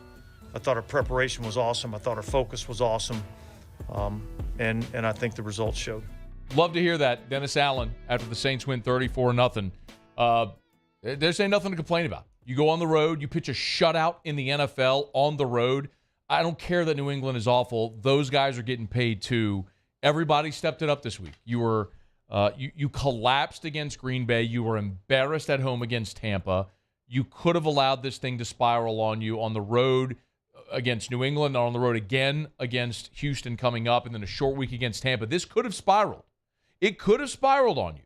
And you went on the road, and you put on your big boy pants, and you went and whipped New England up and down the field. Didn't start great, but once Tyron got the pick six, the whole dynamic of the game changed. Matter of fact, Dennis Allen, we'll talk about Pete in a second.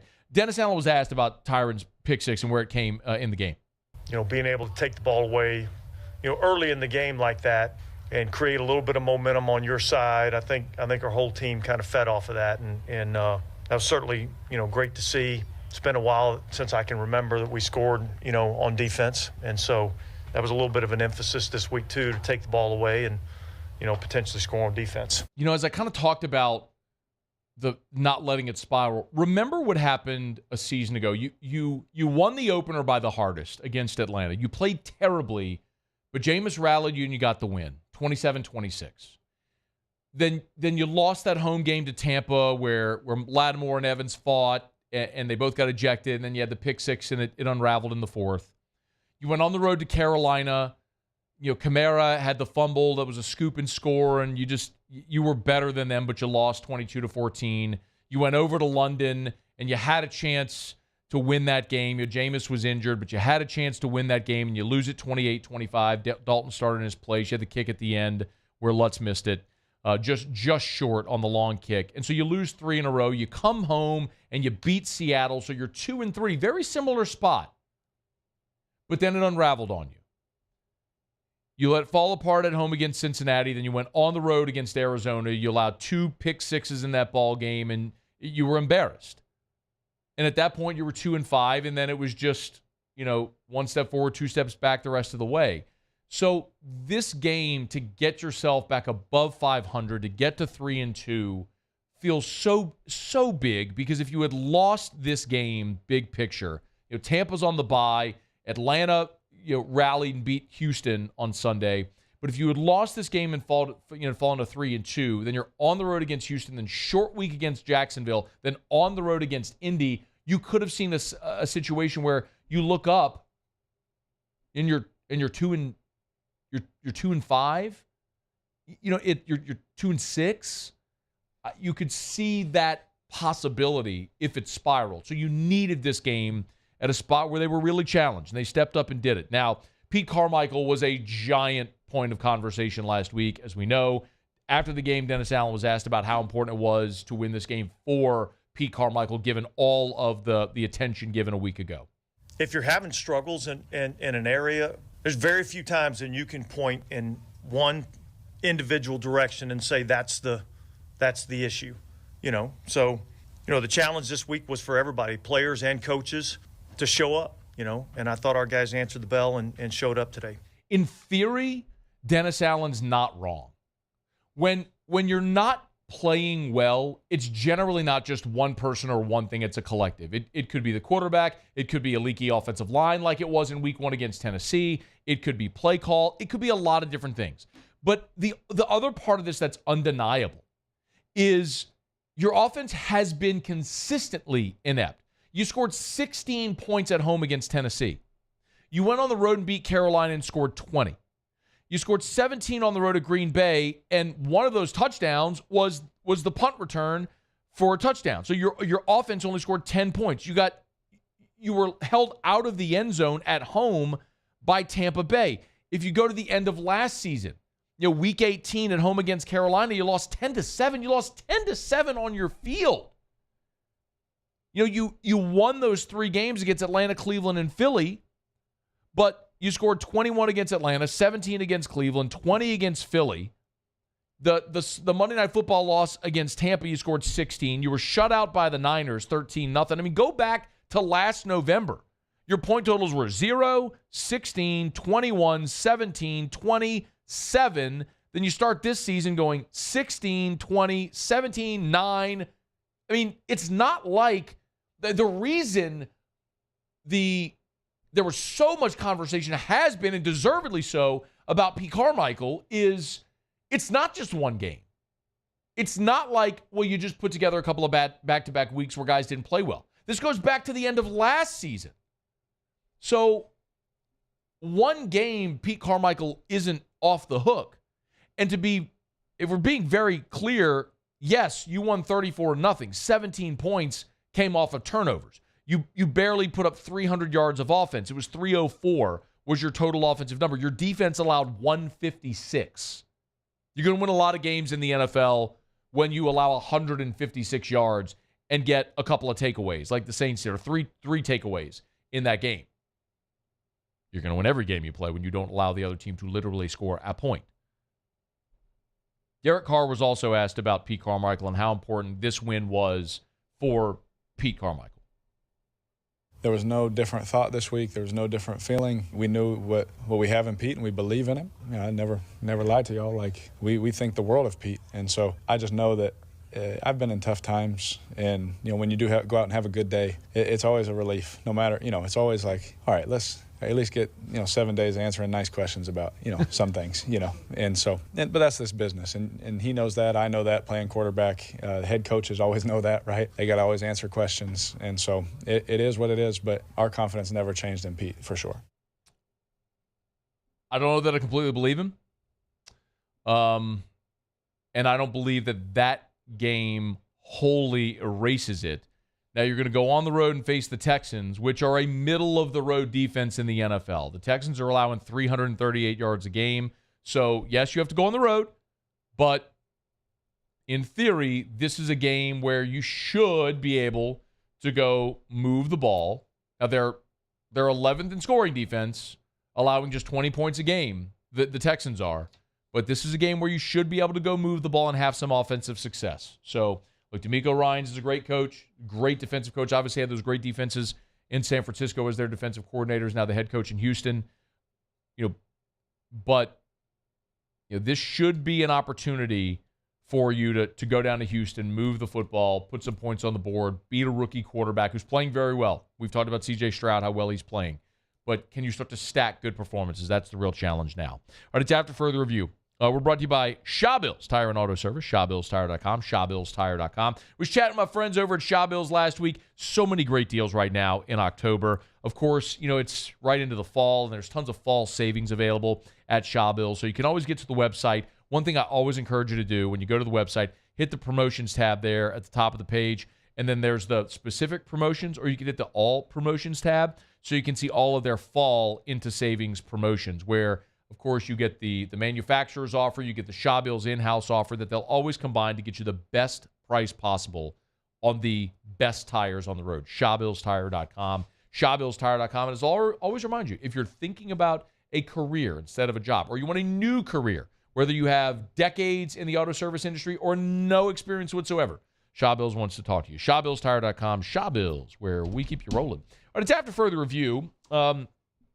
Remember, you can always get your questions or comments in if you want to do so. You can email us. You can tweet us at Matt Moscona or X us. Twitter. Not Twitter.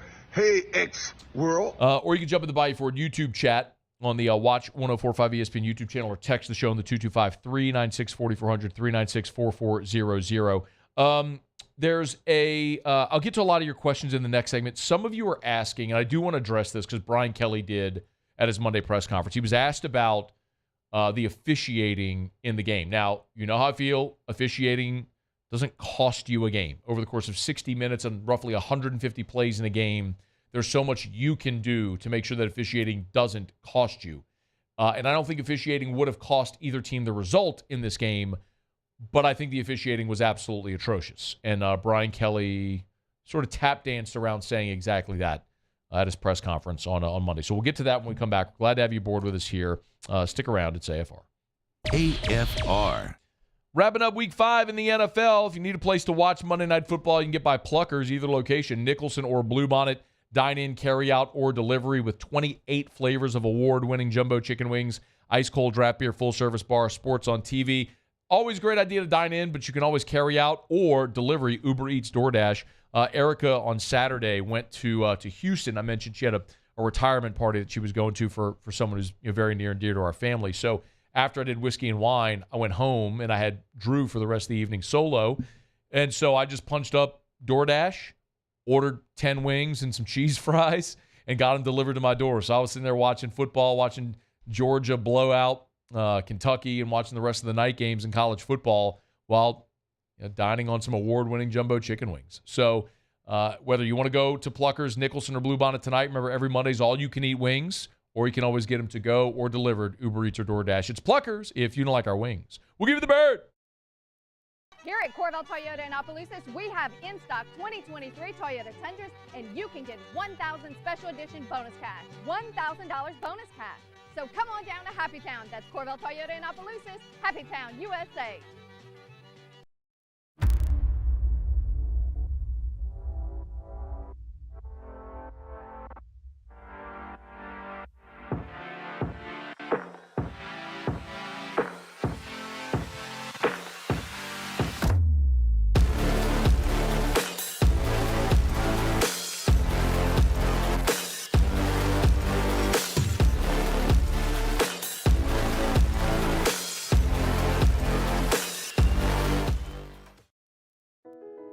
I've been doing business with Luba for 25 years. They're dependable, trustworthy. It's just the attention to detail with our clients. Our folks have years and years of experience. They're highly trained professionals. But many companies have that asset. What I'd like to think makes Luba a bit different is that we use those talents in a way that truly is dedicated to serving the needs of the folks who depend on us. Gulf Coast Office Products is a nationally recognized Savin office equipment dealer based right here in Louisiana. Over 100 employees strong, Gulf Coast has the boots on the ground to support all vertical markets, from education, engineering, legal, and finance. With the latest in office technology, from desktop to production segment units, Gulf Coast and Savin have the perfect fit for you. Call 225-756-2644. That's 756-2644 for Gulf Coast Office Products. Running Boards Marketing can help you get their attention. Imagine your brand's message on a giant LED billboard truck that can't be skipped and is nearly impossible to ignore. Running Boards Marketing is the leader in effective and affordable advertising on digital mobile billboards, which are 2 times more effective than traditional billboards. With a 97% recall rate, you'll leave a lasting impression with your customers.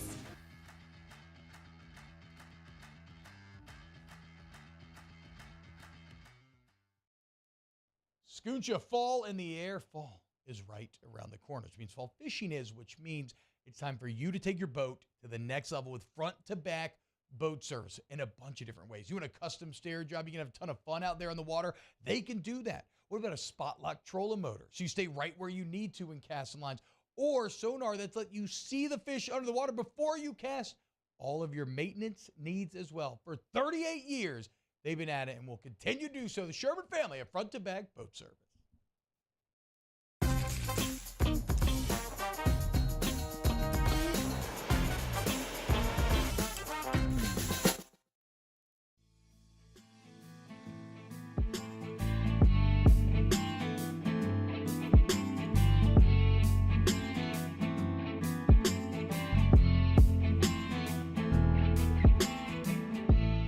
after further review with Matt Moscona. Presented by Relief Windows. Windows, doors, siding. Call 288-8138 or visit reliefwindows.com.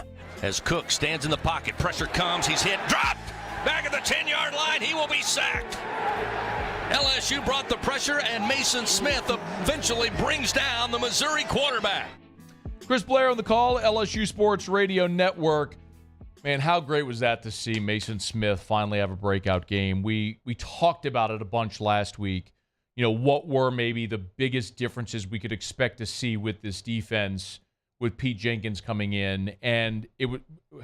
Brian Kelly made mention of it. He sort of snuck it in his coach's show, but the fact that they were going to a 4-man front was going to be so much more conducive for the talent you had for your front seven to make plays. Listen, if you have really athletic linebackers that can run and edge players, then you want your big guys in the middle to be space eaters, and then you let your athletic guys run and make tackles.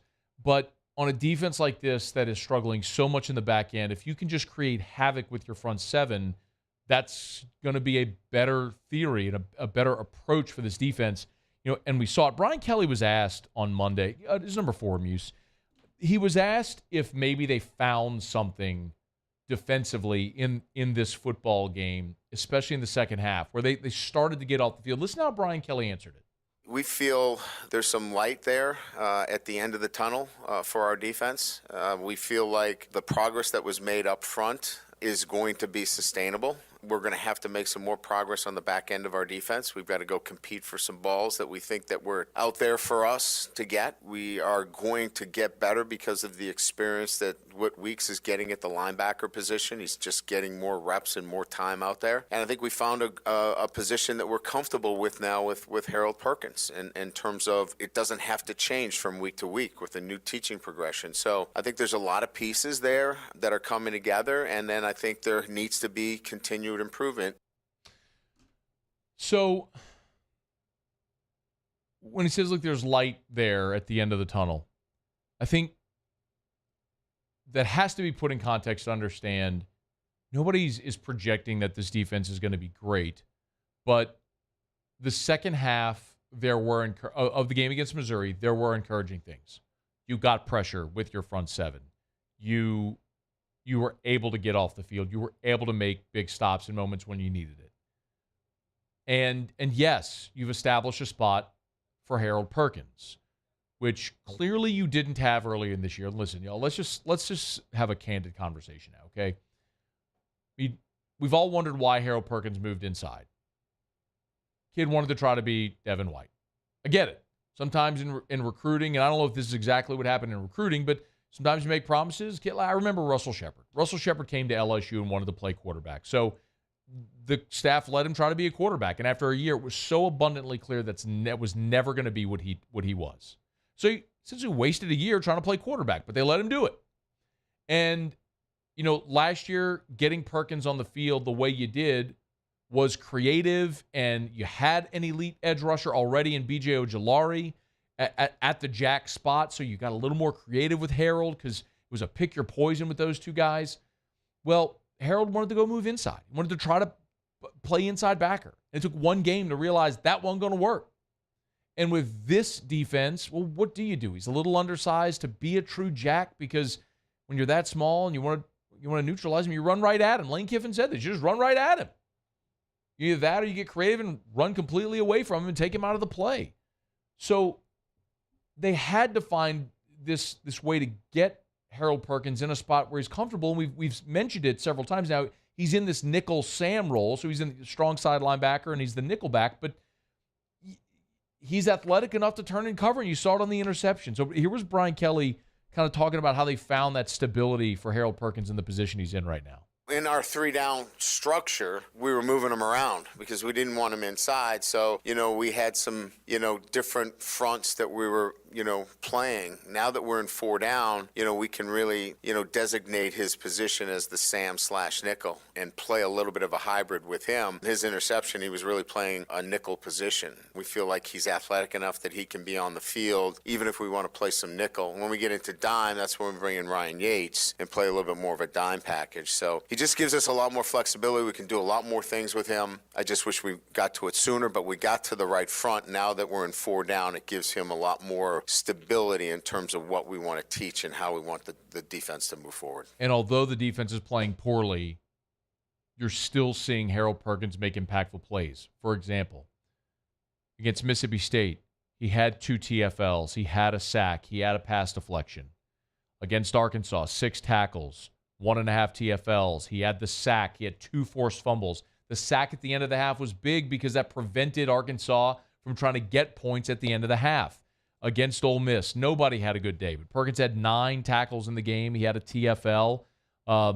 Against Missouri, the 3 tackles, the TFL, the 2 passes defended, 1 ball batted. He had the interception as well. He tipped the field goal at the start of the second half.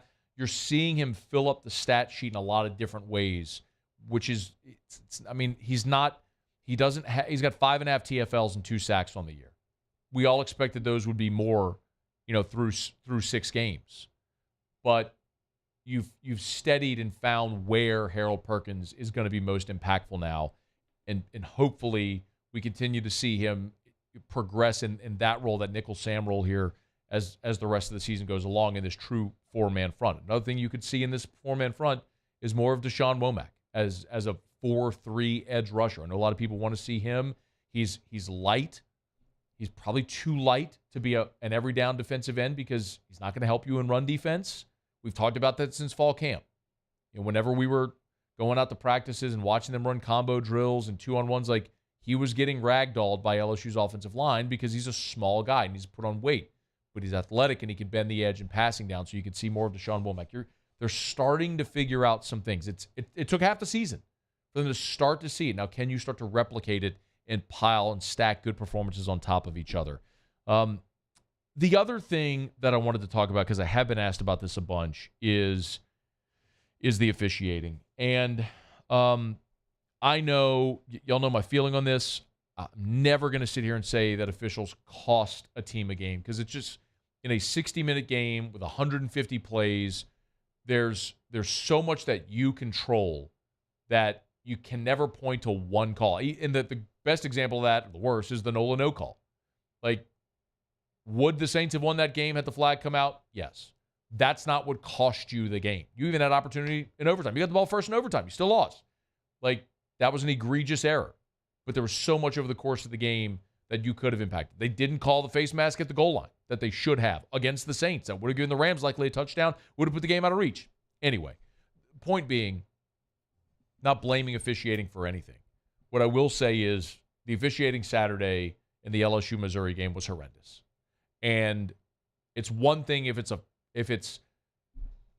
a Friday night high school game and you got dudes leaving their jobs, just putting on a zebra shirt and going out and officiating a high school game, and they're just not trained and good at what they do. It's one thing if I'm out on a Sunday watching my nephew play, 7th and 8th grade football, and they're getting dads out of the stands to officiate a game, right? It's another whenever it's the Southeastern Conference. And, a Missouri offensive lineman moving at the line of scrimmage and the flag not coming out is egregious. The play where Jaden Daniels had a touchdown taken off the board because the holding on Kamori and Pimpton was terrible. For the flag to not come out after Jaden was hit, after he was well into the end zone, the play ultimately where he got hurt, for that flag not to come out is egregious. When Jaden scored on LSU's second possession, when his entire body is in the end zone, the entire offense got in the end zone. And to not rule that a touchdown and to not review it is egregious. There were so many heinous misses by this officiating crew. It just shouldn't happen in the Southeastern Conference. I've said it for years. There should be accountability. Officials should have to speak after a game to be held accountable because they are part of the game. And I can understand Brian Kelly's frustration when he talked about it earlier today. We've sent in the ones that we have concerns over. It just seems that it's hard for us to see how those, are missed, but maybe the officials look at me and say, how can you not, stop outside zone, So, maybe they look at the same way. I don't know. So maybe I got to put myself in their shoes, but you would think you could see a guy that's right in front of you moving, but I guess not. Sitting in the room, he was miffed, and he was trying to tap dance and not get himself in trouble, but you can understand his frustration. There are going to be judgment calls that are missed, bang, bang, in the moment of live action at this speed. The amount of calls missed and key calls and the egregious nature of it is very hard to stomach. That crew should be reprimanded because they were atrocious. They were absolutely atrocious on Saturday. And thankfully, it didn't cost LSU a game. All right. It's After Further Review. Monday show is brought to you by Relief Windows. Let me knock out our final break of hour number 2. We'll come back. Muse will do Tigers and the pros. Plenty more from Brian Kelly, including talking about some of those young guys in the secondary coming along. We'll get to more of your questions, so feel free to fire away. Our college football takeaways still to come, and we'll preview Monday Night Football tonight with the Raiders and the Packers. Jimmy will give us a pick tonight, so we'll look forward to it. Stick around with us here on AFR. AFR. Y'all woke up this morning, and it was 49 degrees outside. It is officially time to call River City's 1 Hour Air for your preseason heater safety check. Y'all, that heater is dormant for months. It can collect dust. It can be hazardous. Before you turn it on, call River City's 1 Hour Air. Let them come out and give you that heater safety check. Mention the Moscona special. They'll save you $30. Sarah Cooper left this 5-star review. Absolutely the best. Kevin Webb is so knowledgeable and professional and friendly. I needed a part installed. He had it with him on his truck. That was important to me. He came prepared. Another 5-star Google review. River City's 1 Hour Air. 752-0001, 752-0001, or 1hourbr.com. For River City's 1 Hour Air, where they're always on time or you don't pay a dime. Life in Louisiana is a song.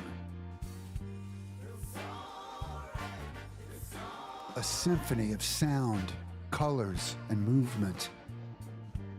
Life is here, now. For life's moments, big and small, always there. The right card, the right care. There it is, the extra mile, on the border of expected and extraordinary, for those willing to go further, like vans customized for work or play, with safety and tech to keep you connected, supported by a 5-star sales, service, and finance team, and backed by the 1-star you know. So go the extra mile. It's never crowded, because so few have what it takes to go there. Mercedes-Benz Vans. The Windsor Senior Living Community in Mandeville, Louisiana is a beautiful, vibrant apartment community geared toward seniors. They are nestled right in the heart of Mandeville, where seniors live a more carefree lifestyle in spacious apartments with the peace of mind that comes from having a little extra help. Call the Windsor at 985-624-8040 to schedule a lunch and tour. Come see how the Windsor can be your passport to peace of mind. Dylan Cruz here to tell you about Six Rings Baseball and Softball Camp. If you live on the North Shore and play ball, go to Six Rings Camps with former LSU assistant coach Dan Canaveri. His knowledge is second to none, and your child will improve and have fun doing it. Camps were held at Coquille Park and Six Rings Academy in Covington with 4 sessions over the summer. Full day and morning only sessions are available from ages 7 to 13. Go to sixringsbaseball.com or call 985-206-9096. Learn the game to love the game. I've been doing business with Luba for 25 years. They're dependable, trustworthy. It's just the attention to detail with our clients. Our folks have years and years of experience. They're highly trained professionals. But many companies have that asset. What I'd like to think makes Luba a bit different is that we use those talents in a way that truly is dedicated to serving the needs of the folks who depend on us. Gulf Coast Office Products is a nationally recognized Savin office equipment dealer based right here in Louisiana. Over 100 employees strong, Gulf Coast has the boots on the ground to support all vertical markets, from education, engineering, legal, and finance. With the latest in office technology, from desktop to production segment units, Gulf Coast and Savin have the perfect fit for you. Call 225-756-2644. That's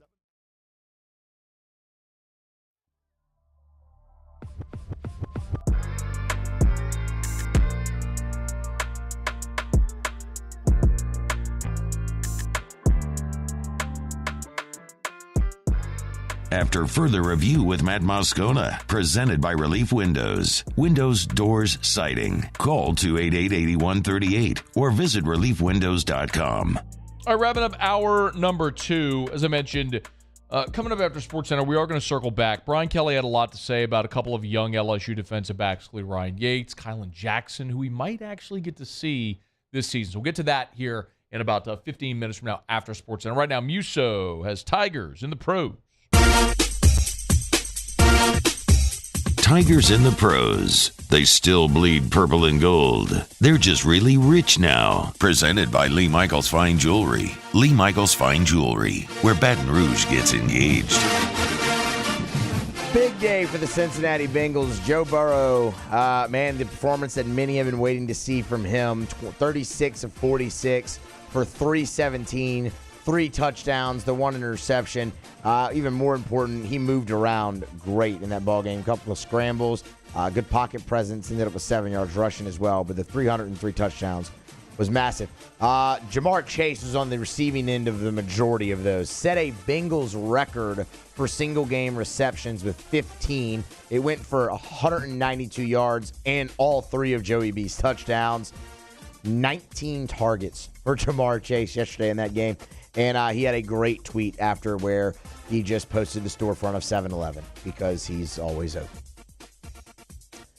The New Orleans Saints, not huge numbers put up by some former Tigers there, but impactful numbers nonetheless. Foster Moreau, just the 1 catch on the 1 target, 6 yards, but his first touchdown and a really cool moment there for the former Tiger and New Orleans native. And then Tyrann Mathieu didn't record a tackle in the game, but had the pick 6 that started the scoring for the Saints, really started the avalanche for the New Orleans Saints in that ball game. On the other side for New England, Devon Gottschall registered 5 tackles in the ball game.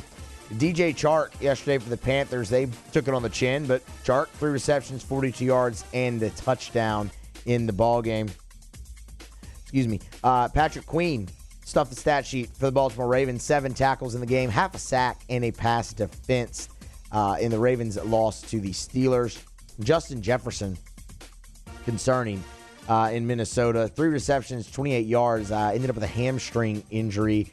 Looking for further evaluation are the Vikings here today. We'll keep you updated on that throughout the week. Daniil Hunter, 2 tackles, but one of them was a sack. That brings his sack total on the season to 6 in 5 games. It's pretty good. He's on fire. I mean, it's baffling.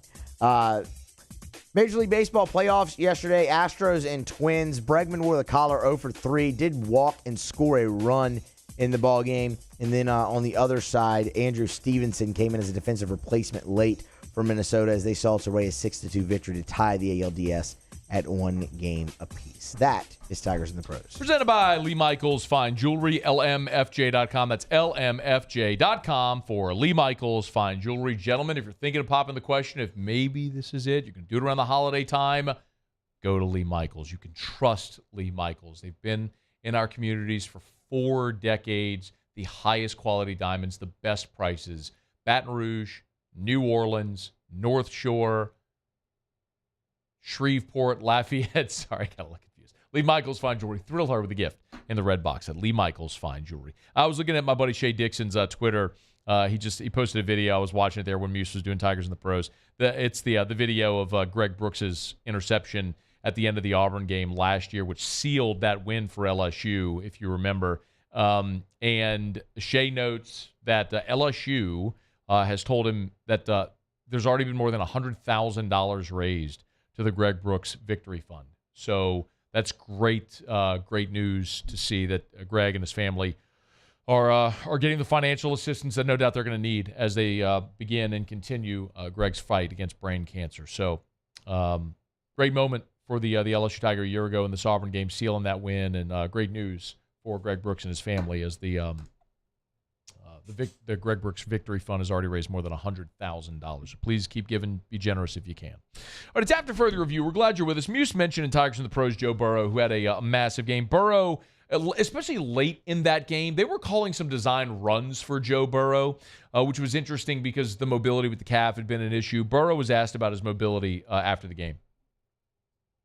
They were doing a great job at the goal line of stopping the run, and so we called a little play action and had to buy some time. And that's the kind of play that you don't get if your quarterback isn't mobile and can't slide and make that extra second count, and that's what we were able to do.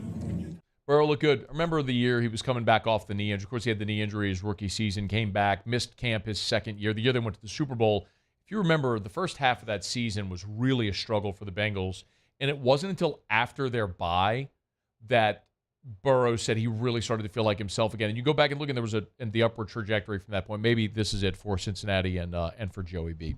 We'll watch and see. Okay, Sports Center coming up. Get you caught up on national headlines. Hour 3 is next. AFR. AFR is brought to you by the Aesthetic Medicine and Anti-Aging Clinics of Louisiana. Bluebonnet in Baton Rouge, Ambassador Caffrey in Lafayette. Online at theantiagingclinics.com. If you want to look and feel like your younger self, they can help at the Aesthetic Medicine and Anti-Aging Clinics of Louisiana. Getting excited. We're a little more than a month away from Christmas in November, the single biggest sale day of the year at the Aesthetic Medicine and Anti-Aging Clinics of Louisiana. We'll have details on that coming up soon. But in the meantime, if you want to feel like your younger self, don't wait until January for the New Year's resolution. Go by today. Call 753-1234. 753-1234. Schedule that appointment. Schedule that blood lab. It's easy. You go in, they'll draw a couple vials of blood. They'll send your blood off, your samples off. You'll review your labs with Dr. Howell. He'll let you know if you're a candidate for hormone replacement therapy. It could change the way you feel. You can drink from that fountain of youth. It's the Aesthetic Medicine and Anti-Aging Clinics of Louisiana. Baton Rouge, Lafayette, and online, theantiagingclinics.com. I'm Chris Nakamoto, and here's what I'm working on for my stories on WBRZ Channel 2 tonight. A worker at DCFS says she was fired after blowing the whistle on what's been going on there. Questions about money being spent at the agency and decisions to put children back into homes where they could potentially be in harm's way. Her documentation led to DCFS saying her services were no longer needed. Tonight, she tells me she refuses to be silent. I'm Chris Nakamoto from WBRZ. Watch more tonight on WBRZ Channel 2. I've been doing business with Luba for 25 years. They're dependable, trustworthy. It's just the attention to detail with our clients. Our folks have years and years of experience. They're highly trained professionals. But many companies have that asset. What I'd like to think makes Luba a bit different is that we use those talents in a way that truly is dedicated to serving the needs of the folks who depend on us.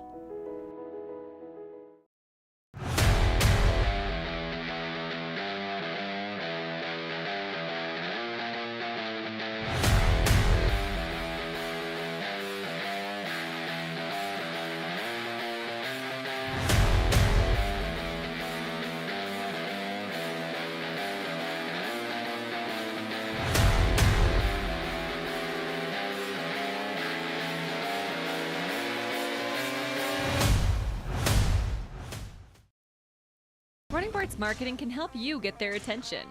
Imagine your brand's message on a giant LED billboard truck that can't be skipped and is nearly impossible to ignore. Running Boards Marketing is the leader in effective and affordable advertising on digital mobile billboards, which are 2 times more effective than traditional billboards. With a 97% recall rate, you'll leave a lasting impression with your customers.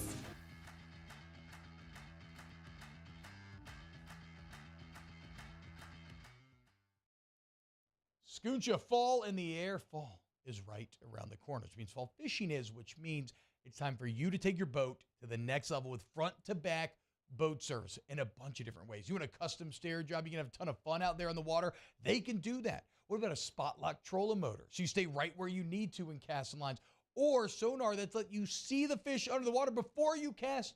All of your maintenance needs as well. For 38 years, They've been at it and will continue to do so. The Sherman family at Front to Back Boat Service.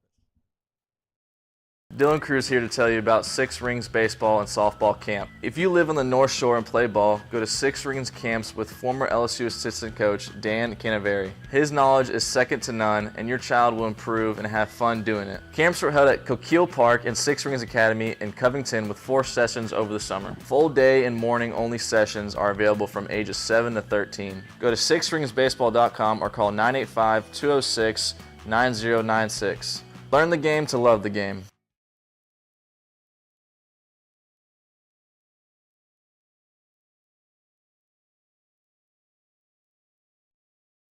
This is SportsCenter.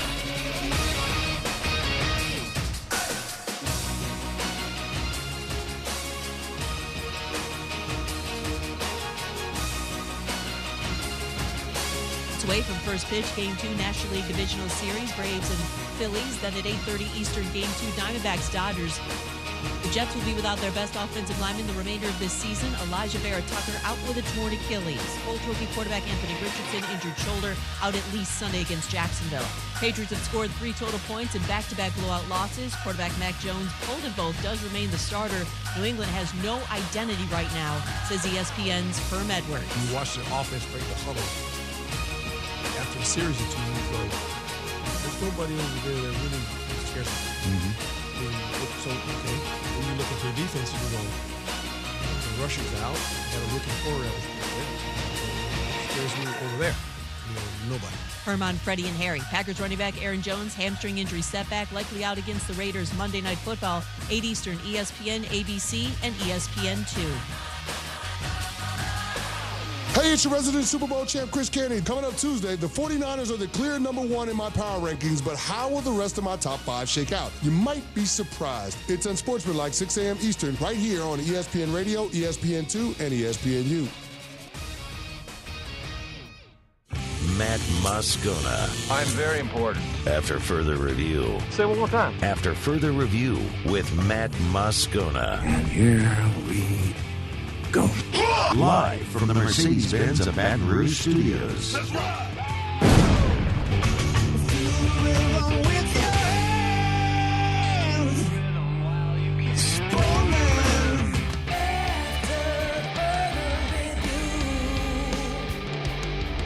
Hour 3, off we go. Welcome aboard. Glad you're with us. AFR presented by Relief Windows. I'm Matt. This is Shaq O'Neal, and I hate Matt. Paul O'Neal. They're chanting Paul O'Neal's name. Mizzou. And Mr. Toby Tomplay.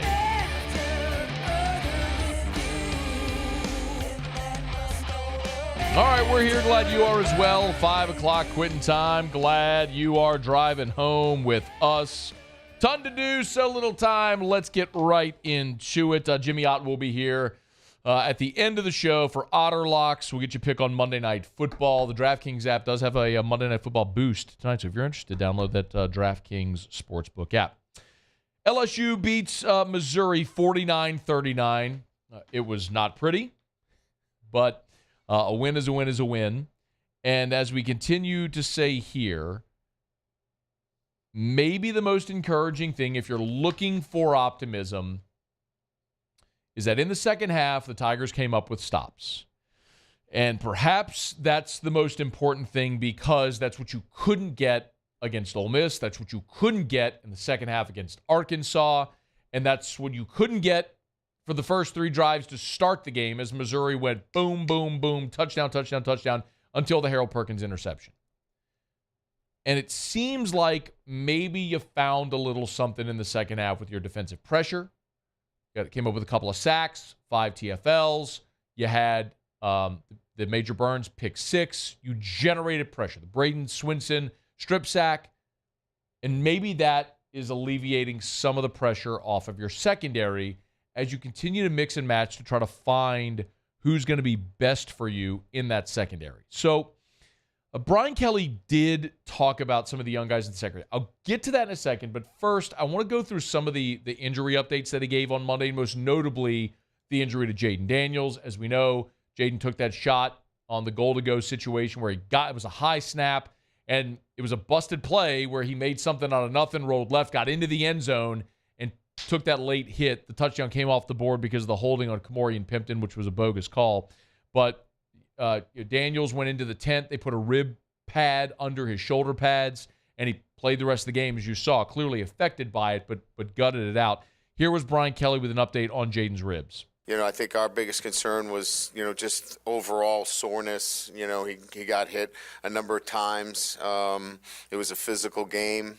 But, he checked out well yesterday. He was in the film room this morning, got his normal film study in around 5:30 this morning, and was with the trainers this morning, and he'll be full go for practice on Tuesday. So that's the best news possible. Full go for practice on Tuesday after the rib injury. And, of course, Jaden Daniels, if you missed it earlier, was named SEC Offensive Player of the Week again. That's the third time this year Jaden's been named Offensive Player of the Week, and rightfully so. Accounted for 4 touchdowns. Should have been 6 touchdowns, as he had one mysteriously not called, and then the other one taken off the board. But what a day for Jaden Daniels. Brian Kelly did run through the rest of the injury report. It looks like the Tigers are getting a little bit of good news. Doubtful is Chris. That high ankle is probably got him doubtful right now. And I think probable is Omar. Probable is Charles Turner. Probable is Aaron Anderson. So Omar Spates returning would give you more depth at linebacker, while you've been able to build up more experience with Whit Weeks. Aaron Anderson, while Chris, of course, is Chris Hilton with the ankle sprain that he suffered on the final play of the game against Ole Miss, where he went high and came down. Amid the flood of people on the field, many didn't see that Chris Hilton was injured on that play. Clearly, it cost him this game with that high ankle sprain. But you'd have Aaron Anderson probable, and then Charles Turner probable is another really significant one. And that, to me, was maybe one of the more understated but significant storylines of the entire game. Charles Turner went out with what was initially described as an ankle. Then after the game, Brian Kelly amended it to a knee. And they were worried about it. And Turner went out, Martinez came in, and Martinez had issues with high snaps. That goal line situation where Jaden was injured in the second half, I mean, my goodness. Jaden scores on that first down play from the 2-yard line after the pass interference in the end zone. That was a high snap where he had to make something out of nothing. It was negated because of holding. Marlon Martinez then on second down with Nussmeier in the game, false starts, and then it's second and goal from the 16, high snap again. So he had a rough go. Marlon Martinez had a rough go snapping the football. They ended up putting DJ Chester, the true freshman, in the game. Think about that. True freshman. And you ended up with a totally new battery with true freshman DJ Chester and Garrett Nussmeier for that point.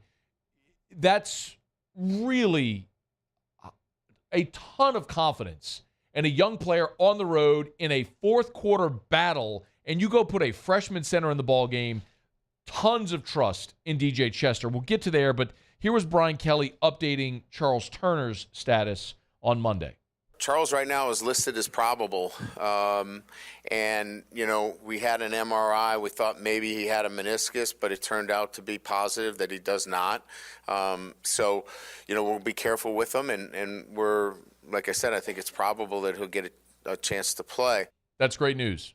I mean, if you got your entire starting offensive line intact to go against a Sovereign team, which is down one of its starting defensive linemen who had a knee injury is done for the year, yes, big advantage for LSU if you get Charles Turner back. Now, I did also ask Brian Kelly on Monday the decision when they went from Martinez, who's having issues with the snaps, they went from Martinez to the freshman DJ Chester. Here's what Brian Kelly said.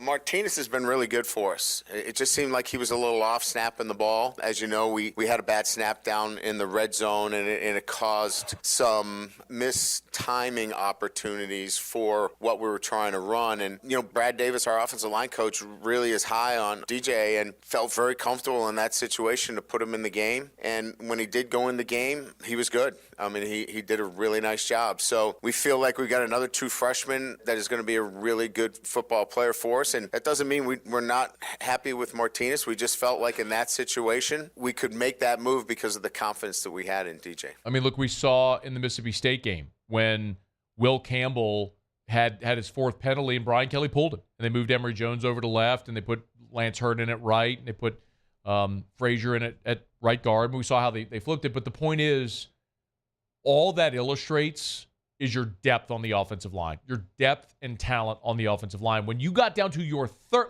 understand, y'all, on the road, conference game, undefeated, ranked opponent, sellout crowd, you're in a 4-quarter game, and when you miss that field goal after that goal-to-go situation, that's when Damian Ramos missed the 28-yarder, you're down 5. You're down 32-27.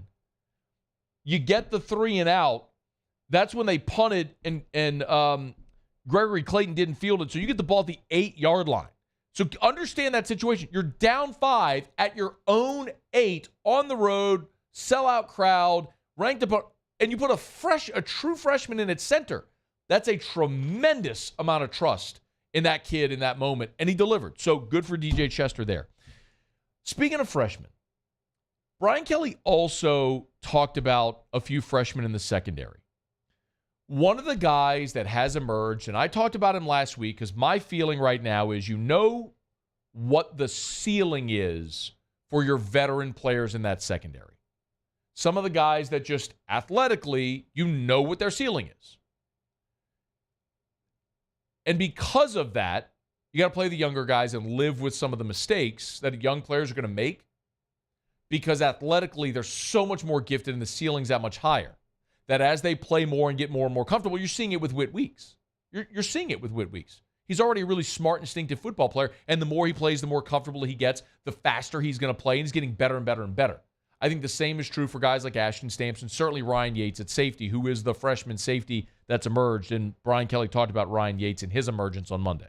We don't have a lot of options, but that doesn't take anything away from him. He's done a nice job for us, and we have some confidence in him. We think that his next step is playing with a little bit more aggressiveness and confidence. He's a really good player. We want to have him let it go and play maybe a little bit on the edge a little bit more. I mean, he doesn't want to make a mistake, and I told him, listen, it's okay, just go play. But he's a young player, and he wants to be, perfect. And it's nice to have a true freshman in there that is so conscious about all the little things. But I think he's just got to go play and let it happen. Yates, remember, is the guy who who batted the ball on the 4th and 5 against Ole Miss around midfield. He's the guy who batted the ball back in Jackson Dart's face. Yates is a freshman out of Dallas. They love him. He's very athletically gifted, smart football player from a football powerhouse. And so a lot of times he's where he's supposed to be. And as we keep saying, the ceiling is much higher for a guy like that.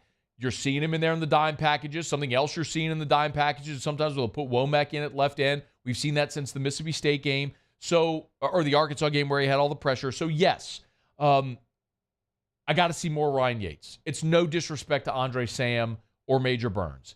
Couple of veteran players. Yates is a more gifted safety than those two guys, and I'll live with some of the mistakes so that way he starts playing freer and faster, especially these next 2 weeks when you're at home and you're a big favorite against Auburn and you're going to be a big favorite against Army. This is the opportunity to go get that dude a ton of work.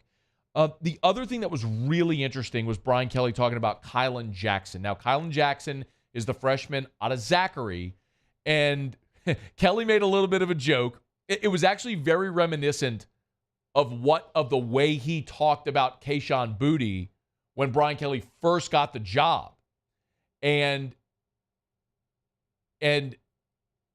But listen to what he said here about Kylan Jackson and his possibility of playing this year.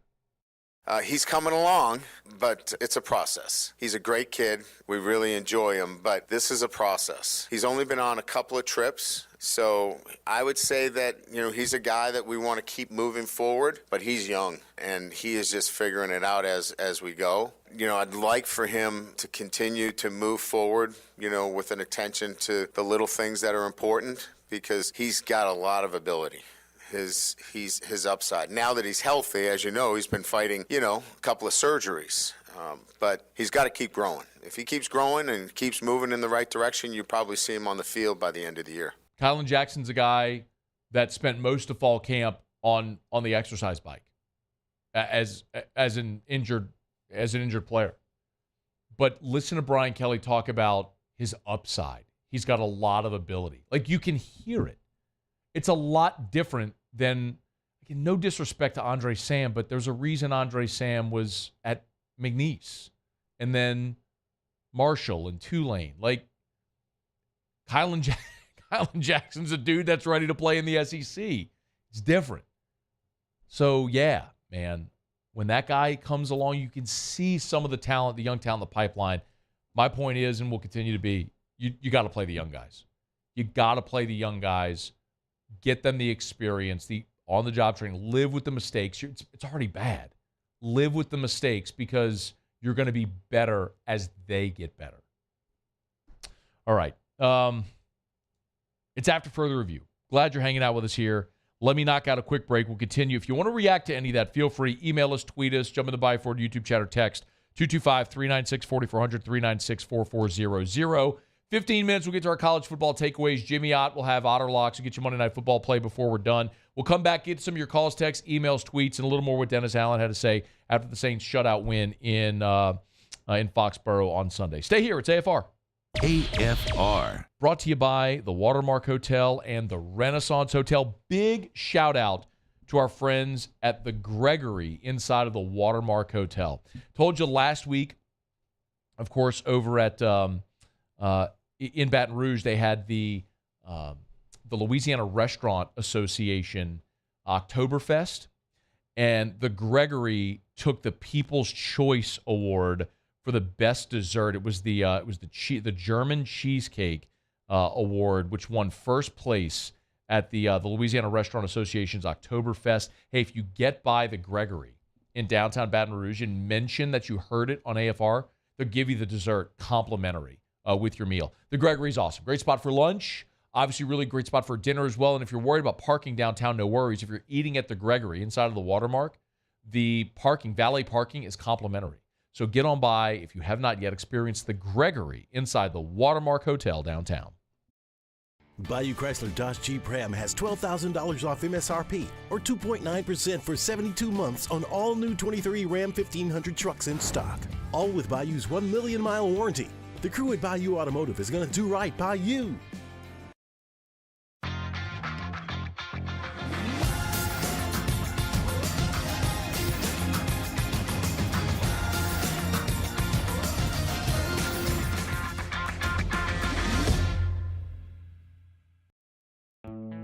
The importance of doing this fortified program and offering it to people down here is, number one, the only real chance you're going to get to do this is when you put on a new roof or build new. And through companies like HUDCO, who's kind of leading the way in this thing, it's going to offer the customers a huge advantage in the insurance market and the price of their insurance. You know, we're not looking to make a fortune off fortifying. We're trying to give you a better product than our competitor at the moment. I'm trying to do something that he can. I'm trying to give you something better.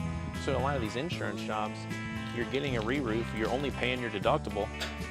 Let's sit down and talk about the fortified and let's see what it does to your insurance premium. You're getting a steal. Yeah. You're getting a brand new roof and a fortified certificate for your deductible, essentially. I think we're rocking and rolling.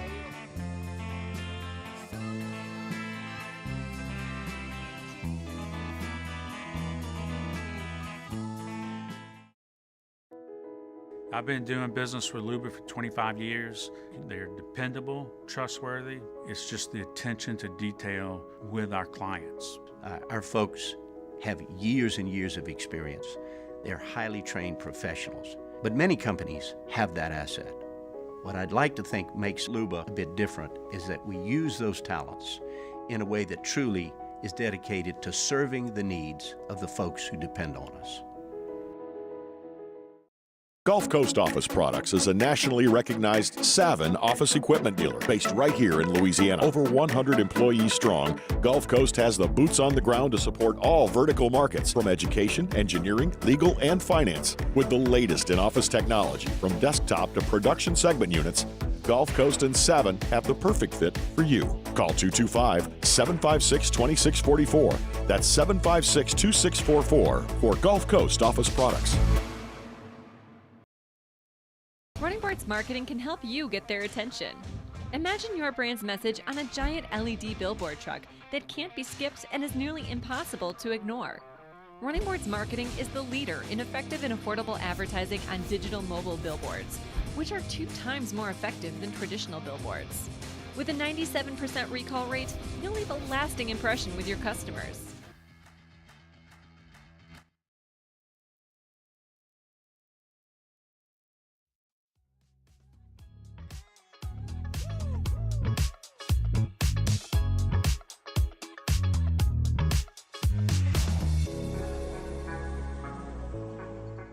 After further review with Matt Moscona, presented by Relief Windows. Windows, doors, siding. Call 288-8138 or visit reliefwindows.com. Calls for the snap, a little high but handle. Right up the middle, he will run. He will have the first down and then some. Inside the 25. Heads towards the numbers at the 10, the 5. Into the end zone. Touchdown, Fighting Tigers.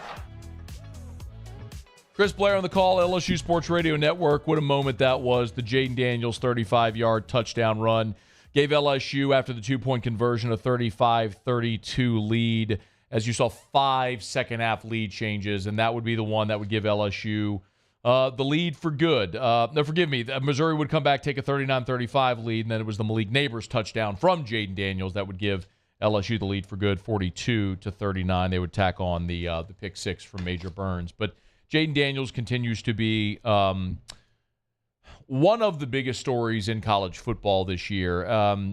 We're all very biased here. We love LSU, and we want to see Jaden be up for all the awards. And it's disappointing that with 2 losses, it's unlikely that he finds himself back in the mix for legitimately to win the Heisman Trophy. I guess he could go to Tuscaloosa and account for 500 yards of offense, and LSU could win that game, and then he firmly plants himself there and has a great November, and maybe you go to Atlanta, win the SEC championship game, and he thrusts himself at the top of people's ballots. I don't know that I necessarily believe that's going to happen. I think LSU, with a lot of their shortcomings, probably still has at least another loss, if not 2, ahead of them. And if that's the case, it's just hard to imagine a 3 or 4 loss quarterback winning the Heisman Trophy. But it's not just a commentary here among LSU fans or media. Clint Brewster, who's a national talent evaluator for 24/7 Sports, ranked his top 10 quarterbacks in college football after week 6, and he has Jaden Daniels in the number 1 spot, ahead of Caleb Williams at 2, Bo Nix at 3, Michael Penix 4, Drake May, Shadur Sanders, Carson Beck, Dylan Gabriel, Jordan Travis 9, and then Quinn Ewers 10. That's a hell of a list. And look, Caleb Williams is going to be the number 1 pick in the draft. Michael Penix is racing up draft boards. Jordan Travis is a guy many feel is going to be a first-round draft pick this year. Quinn Ewers is going to have that decision to make and likely is going to be a first-round pick as well. But Jaden Daniels is a guy who didn't like the feedback he got from the NFL Draft Review Board a year ago, where he was told he'd be very likely an early day 3 pick. And if you're talking rounds, around 4 or 5 or so, Jaden decided to come back and see what he could make of this year. And so far, it's been incredibly impressive. Almost, an almost unfathomable leap from a year ago where he was so good. And it's a point that I've continued to make. While there was criticism of Jaden Daniels last year, I pointed out so many times how I thought it was unfounded, because you aren't a 10-win team a year ago without Jaden Daniels. Was he perfect? No. Was he a top 10 pick or a Heisman Trophy candidate last year? Not at all. But he accounted for nearly 70% of your offense. He protected the football. Through the first 8 weeks, when your offensive line was atrocious, he made plays with his feet. You were what you were offensively. Remember, Josh Williams was your best running back. And no disrespect to Josh, but he's a former walk-on. Just look at the contrast between Josh Williams and Logan Diggs right now. Josh Williams was a good player for you last year. Look at what Logan Diggs has given you as a running back. You didn't have that a year ago. Mason Taylor was a true freshman. Kayshon Boutte was a shell of what he was. You won 10 games, won the West, beat Bama, because Jaden Daniels threw for nearly 3,000 yards and ran for nearly 1,000. It was he was a great college football player for you a year ago. For you, But now he's just become undeniably a great college football player, an elite college football player that is garnering conversation among the best quarterbacks in all of college football. RG3, who's had the LSU games the last 2 weeks on the call, and he's taken a lot of criticism from LSU fans, I understand, and he's green as a broadcaster. But he also won a Heisman Trophy as the quarterback of a 3-loss team where every week, and they talked about it on the broadcast, where every week he knew because their defense at Baylor was so bad, they had to go out and they had to outscore every single week, and he had to deliver. And they went 9-3. And RG3 on Saturday night, or Saturday after the game, posted on Twitter, LSU has 2 losses, but Jaden Daniels should be in everyone's Heisman top 5 list. I said what I said. This is a guy who played the position, who played in an offense in a situation similar to what Jaden Daniels is doing right now, a guy who won the Heisman Trophy as a 3-loss team, became a first-round draft pick, NFL Offensive Rookie of the Year that year as well. But that's a guy who in that conversation has a tremendous amount of credibility, and it's good to hear him say it, and more people need to say it. Listen, you're at the halfway point of the season. We all saw in 2015 with Leonard Fournette the perils of starting to engrave a name in the Heisman Trophy before you get through November, right? So there's a long way to go and plenty of opportunities. But at the halfway point of the season, I don't believe there's been a better quarterback in college football than Jaden Daniels. It's just incredible. He has it all. He's got the offensive statistics, the passing statistics, the turnovers, the low, the touchdown, the scoring, the rushing. It's all there, as good or better than anyone else in college football. And Brian Kelly, was asked, how Jaden Daniels from last year to this year has taken that step from being a good quarterback to a great quarterback. It's our job as coaches to present the information in terms of what they need to do, players, to progress. And then players need to fix it. And I think, with Jaden, he fixed a lot of these things. He was not progressing, through his reads. He was coming off them too soon. He wasn't staying in the pocket. He wasn't being patient. He was doing some of the things that get you 80 yards throwing it. And so he's fixed a lot of those things and has put him in a position now where, he's one of the top, if not the top quarterback production-wise in the country. So I think we gave him a good plan. I think Joe Sloan's done a great job. Mike's done a great job of putting him in a really good position. And then I think he's gone out and he's made the adjustments and made the improvements. Hugh Freeze was meeting with the media on Monday. Of course, the Auburn head coach, and the challenge this week of stopping Jaden Daniels in the LSU offense. And I saw Barrett Sallee has the text of this. Maybe we can see if we can find that audio from Hugh of this quote. But this is what Hugh Freeze told reporters on Monday when asked about Jaden Daniels. He said, quote, "I don't want to talk about game plans, but I don't think you can stop him. There are just too many weapons around him, and he's too good. The key to this game is, can we hold them to field goals?" Truthfully, nobody has stopped him. He plays so effortlessly, literally runs 40-yard touchdowns, and it looks like he's jogging, and yet no one is catching him. His balls are so accurate to those talented receivers. I just think it's a hard task.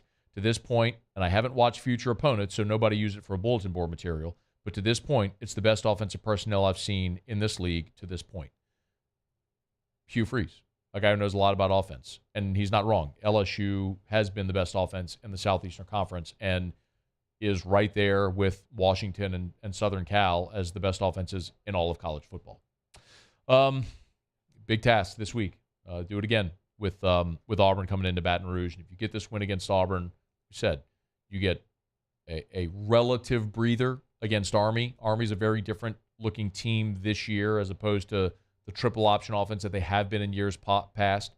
But you take care of the next 2 home games, you get a bye, and you go to Alabama with essentially everything to play for in Tuscaloosa. All right, it's after further review.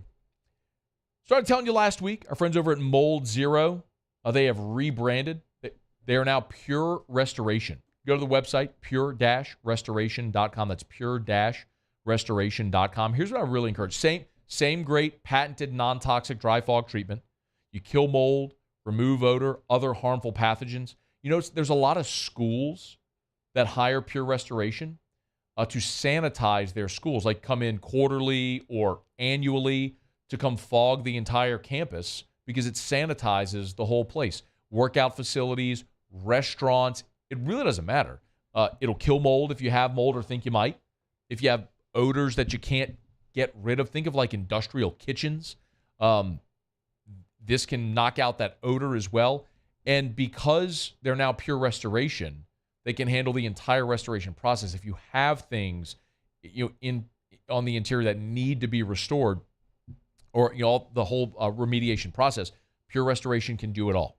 So Mold Zero is now Pure Restoration. Same company, expanded menu of services, same great patented non-toxic dry fog treatment, new name. So here's what you do. Go to the website. Right on the homepage, you'll see there's a contact form. It's really easy. Go to pure-restoration.com, pure-restoration.com. When you're right there on the homepage, you'll see on the right side, name, email, phone number, and what service you're interested in. A consultation, mold or odor removal, air quality testing. It's all there for you at pure-restoration.com. Mold Zero is now Pure Restoration, pure-restoration.com. Again, fill out that contact form right on the homepage of the website. All right, y'all, it's after further review. We are glad to have you aboard with us here. You can always email us, tweet us, text us in the 225-396-4400, 396-4400, 396-4400. I got a text into the show, and I won't tell you the person's name, but the text reads, Brian Kelly's starting to annoy me. Seems to have his priorities out of order. Mad at Major Burns, publicly calls him out in a negative way for scoring that late touchdown when he should be worrying about why the defense keeps giving up 500 yards a game. Also saying the kid from Zachary Jackson has a lot to learn, probably shouldn't be wearing gold chains during the pregame. Comments like that will lose the locker room plus future recruits. Muse, do you have that? Can you please pull the part? I was referencing it earlier when Brian Kelly was asked about Kylan Jackson. He said, can you get it easily? All right. I'll sort of paraphrase what Brian Kelly said then. And it, I don't want to get it. Please get it. Okay. Because I don't want to paraphrase, because I want you to hear the context of what Brian Kelly said. Now, what he said after the game about Major Burns. Do you have that in the post game about Major Burns' pick six? Here it is. It's number 9. Yeah, play number 9, please. This was Brian Kelly after the game on Saturday about Major Burns' pick six. He shouldn't score. He knows he's not supposed to. We actually work on that drill. But I don't know if you guys know this, but Major tends to be a little emotional at times. So, I told him, I said, listen, I get it, but the game's over if you take a knee, and we don't have to watch this thing go up and down the field again. And you're going to kill me if you keep doing things like this. But you're right.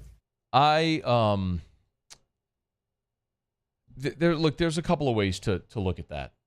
Brian Kelly's right. He's 100%. Now, listen, as someone who told you last week LSU was going to win and cover, and the odds makers are thrilled with Major Burns for scoring there, because him scoring there had LSU cover the 5 or 6 point spread. Okay, thank you. But Brian Kelly's right. Missouri had burned their timeouts. If Major Burns goes down there, the game is over. You take a knee and it's done. Instead, he scores. You have to kick off. You have to go through the whole thing again. They get down into scoring range. They're trying to kick a field goal. If they make it, they're going to onside kick. The game is just prolonged. Whereas if he goes down, the game is over. Period. The game is over. The bigger question would be him addressing it. But in a post-game locker room or a post-game press conference, if someone asks the question, the coach gives an answer. And it would be massively hypocritical of me to sit here and criticize a coach for being honest when I tell you all the time I appreciate candor. It's my job as a talk show host to talk about things, and if a coach is going to be candid and interesting, I'm going to like that more. And Brian Kelly is candid and interesting, and I like that. I don't think he's losing this locker room. That's part of the conversation that the person who texted mentioned. Well, you're going to lose the locker room, lose recruits. We've seen no evidence of that whatsoever. If anything, we've seen more buy-in from what this team was under the previous coaching staff to what they are now. They are bought in. And you don't know what kind of conversations the coach is having with the players, in team meetings or privately behind closed doors, as opposed to what he says in a press conference. So if you're a coach asked about them, yes, you go down. That's what you're supposed to do. We have drills. You go down right there. And Major is emotional, and he scored, and I'm glad he did. But Brian Kelly's not wrong in that respect either. As for the Kylan Jackson comment, this is what Brian Kelly's, and again, I want you to hear it because I want you to hear the tone and how it was said. It's why I didn't want to just relate the story. I want you to hear the tone. Sure. He's tying his shoes. He's got that down. We've got him taking off his gold chain in pregame. That was good. He thought that would be a good idea to wear that out in pregame, and we didn't think that would be a great idea. So you can imagine by those two comments, he's coming along, but it's a process. He's a great kid. We really enjoy him, but this is a process. He's only been on a couple of trips. And he went on to say about how gifted he is and how he's coming along, and as he gets more comfortable, that he could play this year. But he made the joke about, well, he's tying a shoe, and we got him taking his gold chain off. And I understand how some people are going to react to that, but it's no different to what Brian said last year when he was asked about Kayshon Boutte, and he said, well, I know his name. And he followed that up with, look, he's a great kid. Listen, Brian Kelly, one thing I'll tell you, having never heard from, talked to, interviewed Brian Kelly ever until he got this job, one thing that is undeniable is he tells bad jokes in every press conference. Last week when they were going to Columbia and he made the joke about wearing your Columbia jacket, like, he just tells bad jokes. I love the fact that he tries because it's dad humor and it's unintentionally funny because it's so bad, but I respect the fact that he tries, and he brings levity to things. So if you want to be offended by that, you can go be offended. I'm done with being offended by everything. I don't think anything he said was offensive. It was just a bad joke, and it was illustrating the point. And I'd rather someone be interesting. So I will respectfully disagree with the person who texted and said Brian Kelly is being mean to the players and he's going to lose the locker room. I flatly disagree because I've not seen any evidence of that in the 2 years since Brian Kelly has been the LSU head coach. Okay, let me knock out a break. We'll come back. Muse, Paulie, and I will do our college football takeaways, and Jimmy will have Otter Locks. A lot to do. Stay here. It's AFR. AFR. I was checking on Facebook earlier today, and every day over on Facebook, Cleggs will update a lot of their inventory. And, man, they still have a great selection of pumpkins and gourds and hay bales, corn stalks. This was just an hour ago. Paul, you could pull this up. This was just an hour ago they posted. We got a few corn stalks left. So if you're still looking to update to decorate your patio, your porch, your inside space, golly, so much green, beautiful fall bedding plants. They've got pumpkins, the mini pumpkins, the large pumpkins, different colors, hay bales, gourds. They've got you covered at Clegg. So if you're thinking about decorating for this, the butternut squash for this fall and Halloween season, it's a great time to get by and see our friends over at Clegg's Nursery. 4 locations in the greater Baton Rouge area. Buy local, shop local. Tell them Matt sent you to Clegg's Nursery. We have truckloads of inventory rolling in at Corbell Toyota in Opelousas. And you can take advantage of 3.99% financing on select 2023 models. So come on down to Happy Town. That's Corbell Toyota in Opelousas. Happy Town, USA. Electricity is all around us, and our families depend on it. Every day is sparked by the power of a cold drink or a warm meal, a movie night, and a comforting light at the end of a dark hallway. From sunrise to sunset, playtime to bedtime, our team is ready to take care of your electrical needs. Even in the case of an after-hours emergency, the light in your life shines brighter with Mr. Electric. The world's leaders in obesity research, obesity medicine, and obesity science are right here. We're doing something that no one's ever done, or trying to answer a question that no one's ever asked before. Pennington is a real jewel when it comes to research. We are finding the solutions to the world's worst chronic disease, which is obesity. Louisiana needs Pennington Biomedical. When is a taco more than just a taco? When it's Government Taco. Voted best tacos 3 years in a row by 225 Magazine, Government Taco puts the most delicious spin on tacos the capital area has ever seen. With creative combinations like the Magna Carrot, the Filibuster, or the Steak of the Union. Plus perfect tortilla chips paired with the best salsa and queso you've ever had. And happy hour every day from 3 to 6 p.m. and all day on Thursday. Government Taco, 5621 Government Street. BRAC teamed up to reimagine your parks, and you imagined big. With your help, we went to work, creating 12 beautiful community parks across the parish. A family-sized water park, miles and miles of trails, and parks just for your dogs. There are more places to splash, to explore, to run wild, and even soar. You imagined, we delivered. Gold. BRAC, your #1 park system in the nation. Scooncha, fall in the air. Fall is right around the corner, which means fall fishing is, which means it's time for you to take your boat to the next level with front-to-back boat service in a bunch of different ways. You want a custom stair job, you can have a ton of fun out there on the water. They can do that. What about a spot lock trolling motor? So you stay right where you need to in casting lines. Or sonar that's let you see the fish under the water before you cast.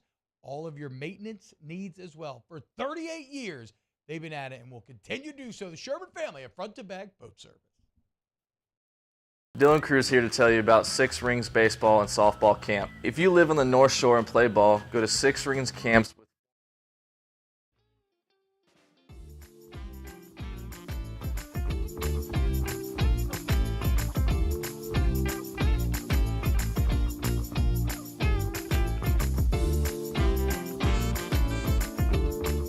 After further review with Matt Moscona, presented by Relief Windows. Windows, doors, siding. Call 288-8138 or visit reliefwindows.com. All right, Jimmy will be here in less than 10 minutes for Otter Locks. Get a pick on Monday Night Football. Your boy needs a winner. Yesterday was a tough day. Great week last week, but yesterday was a bloodbath, so I could really use a winner tonight. Raiders, Packers, Monday Night Football from the desert. We'll get to Otter Locks here shortly. Let's do some college football takeaways. Hit it, Muse. Another week in the books. What did we learn about the landscape of college football? All right, 3 apiece. Muse, start us off. Oklahoma taking control of the Big 12 with that victory over Texas. Talked about them in this segment last week, man, that I really liked that defense. They showed out again. 2 interceptions to Quinn Ewers, a big goal line stand, and then Dylan Gabriel, really leading rusher and obviously big through the air. Oklahoma, they'll see Texas again, but right now the Big 12 is theirs. Paulie. Is Louisville a contender? No, they're not. For what? Nothing. They're not a contender. Just to contend. No. They knocked off 10th-ranked Notre Dame. Jahar Jordan had himself a day, rushing for 143 yards, 2 touchdowns. Sam Hartman threw 3 picks. Louisville's 6-0. They sit atop of the ACC alongside Florida State and North Carolina. The bigger story is Notre Dame is no longer a contender. That's their second loss. They are done. And actually, Notre Dame is getting into the meat of their schedule. They'll still face Southern Cal, which will be interesting to see, really from more of a Southern Cal perspective. But with 2 losses now, Notre Dame out of the play, with no opportunity to play in a conference championship game. Notre Dame out of the playoff picture. Georgia, welcome. We missed you for 5 weeks. I'm glad you stopped playing with your food. Kirby Smart probably did his crap where they're picking us to lose to Kentucky. No one thinks you're good. And they went up and hung a 50-burger. Carson Beck was awesome. Brock Bowers, I mean, he had actually been good all year, but he was awesome. Georgia, welcome back to the party. Miami. No. What are we doing? Bro, it's devastating, bro. They had the game won, and all they had to do was take a knee. They decided to run the ball with 30 seconds left. They fumble it. Georgia Tech recovers. 10 seconds left. Hayes Kings rolls out, throws it deep, wide open. Christian Leary, 44-yard touchdown. The video of the offensive lineman on the sideline just crying, like, what the F are we doing? That says it all, man. Like, you work the whole offseason. Like, you're undefeated.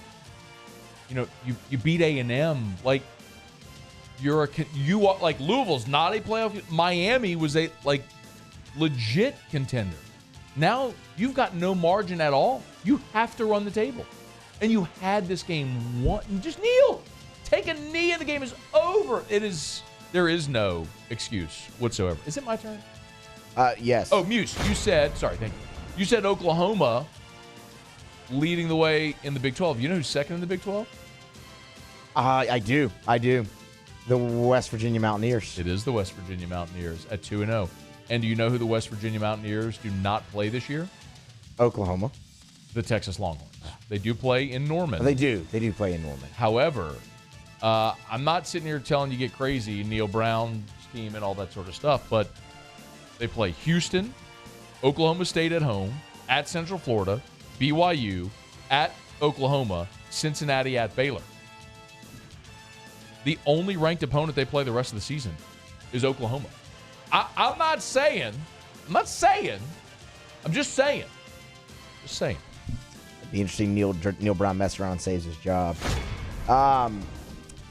Lastly here, Ohio State. Look, the Buckeyes might not be as good as they were last year. Like, they might not be a playoff team this year, but they have shown grit a few times this year, and they did it again this past weekend.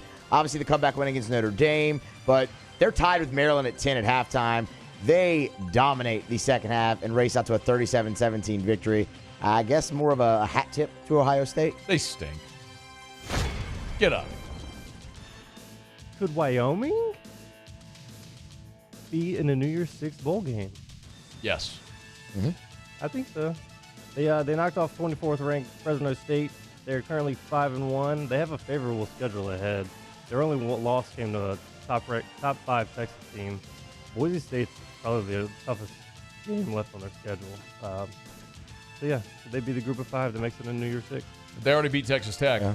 And they were knotted at 10 with Texas late in that ball game, and they blew the doors off of Fresno the other night. Yes, Wyoming is absolutely a threat to be the New Year's Six rep. They also should be ranked. Like, I don't know how they're not ranked in the top 25 right now. It's because they're Wyoming. Hey, and still. Pollsters are pollsters, and they abide by unwritten rules, which are dumb and all that sort of stuff.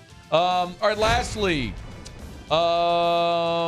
Southern Cal escaped in triple overtime. Now, I saw that game 17-0, so I live bet USC.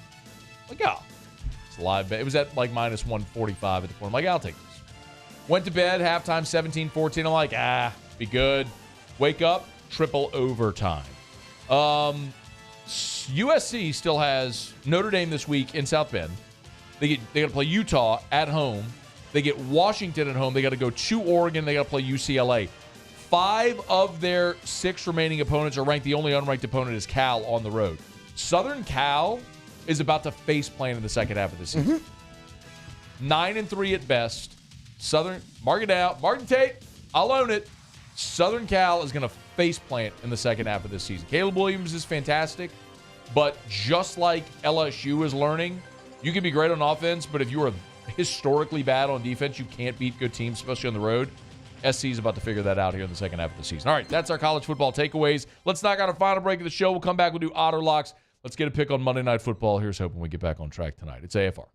AFR. Brought to you by Rouse's. Maybe you're heading home. You don't want to cook tonight. Just swing on into Rouse's. You walk in to any Rouse's, go to your left. You'll see so many dinner options. You want sushi? They got pre-rolled sushi. Grab and go. Get out of there. You want seafood? The hot and boiled kiosk. Already bag, tag, grab, and go. You want the salad bar? They've got that for you. They've got pre-made dinners already where you just grab, heat, and eat. It's awesome. It's Rouse's, the official supermarket of the New Orleans Saints. You can always get to the website or download the app, Rouses.com, Rouses.com. Download the Rouses app. You'll see the curbside delivery and carryout options, or curbside pickup, and delivery options. Download the app, select your items. If you spend more than $35, the curbside service is totally free. And if you spend $100, use the code SAINTS20, and they'll knock $20 off your grocery order. It's at Rouse's, the official supermarket of the New Orleans Saints. Rouse's, this feels like home. There it is, the extra mile, on the border of expected and extraordinary, for those willing to go further, like vans customized for work or play, with safety and tech to keep you connected. Supported by a 5-star sales, service, and finance team. and backed by the one-star you know. So go the extra mile. It's never crowded because so few have what it takes to go there. Mercedes-Benz Vans. It was a humid day, barefoot children play, looking for that summer shade. Time just slips away. Oh, Louisiana, some kind of hold on me. Like cypress stumps, your roots are planted deep inside of me. Follow us on Twitter at 1045ESPN to cast your vote in the Citizens Bank and Trust poll of the day. Vote daily inside Off the Bench, live at lunch, Hunt Palmer. And after further review, Citizens Bank and Trust brings you the poll of the day via Twitter at 1045ESPN.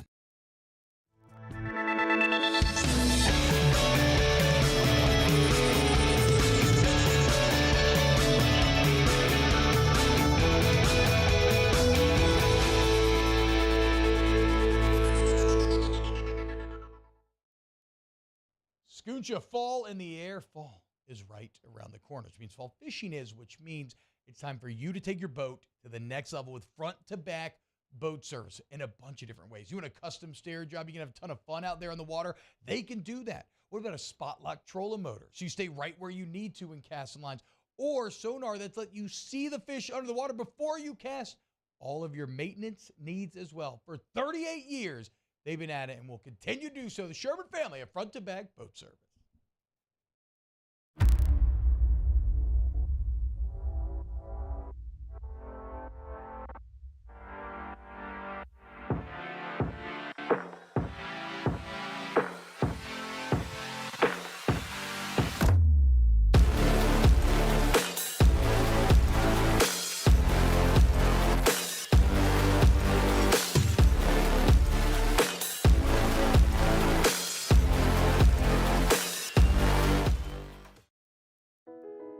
I've been doing business with Luba for 25 years. They're dependable, trustworthy. It's just the attention to detail with our clients. Our folks have years and years of experience. They're highly trained professionals. But many companies have that asset. What I'd like to think makes Luba a bit different is that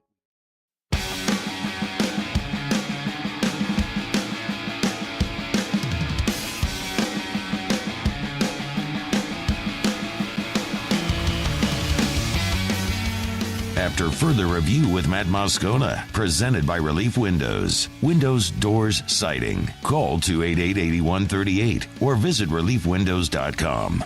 All right, down the stretch we come. Final segment here on a Monday edition of AFR presented by Relief Windows. One thing left to do, find out what we're betting on tonight. Time for Otter Locks. Otter Locks, presented by Lofton Staffing Services. At Lofton, we put people to work. Call us today at 924-0200 or go to lofton.jobs. So we turn to the one and only, the incomparable of an incomprehensible, the Outfather himself, Jimmy Out. Otter, how are you? Monday Night Football. How about you?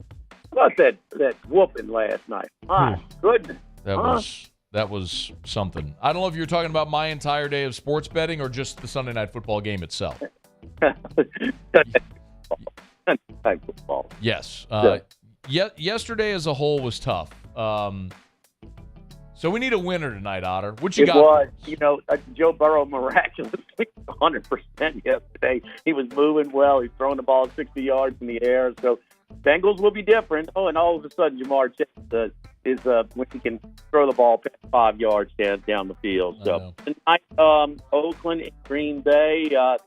Remember this is the Brett Favre game, Monday Night Football, when he when his dad died, and had that unbelievable game. You have those memories, but I really think it's very close to the Sunday night game with the Steelers in Las Vegas.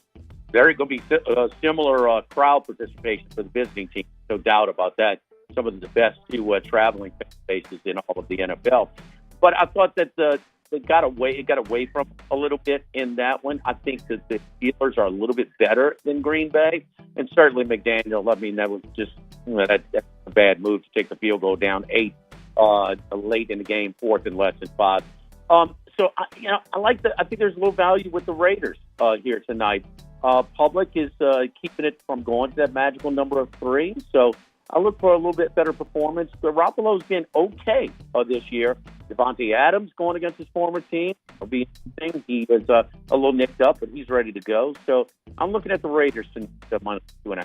All right. By the way, DraftKings has Raiders -2 right now. Even better. Yeah. That's late walk-up action on Green Bay. So, yeah, Green Bay definitely public side in this one, but I think a little value with the Raiders at home, less than a touchdown. All right, Otter, where are you tomorrow?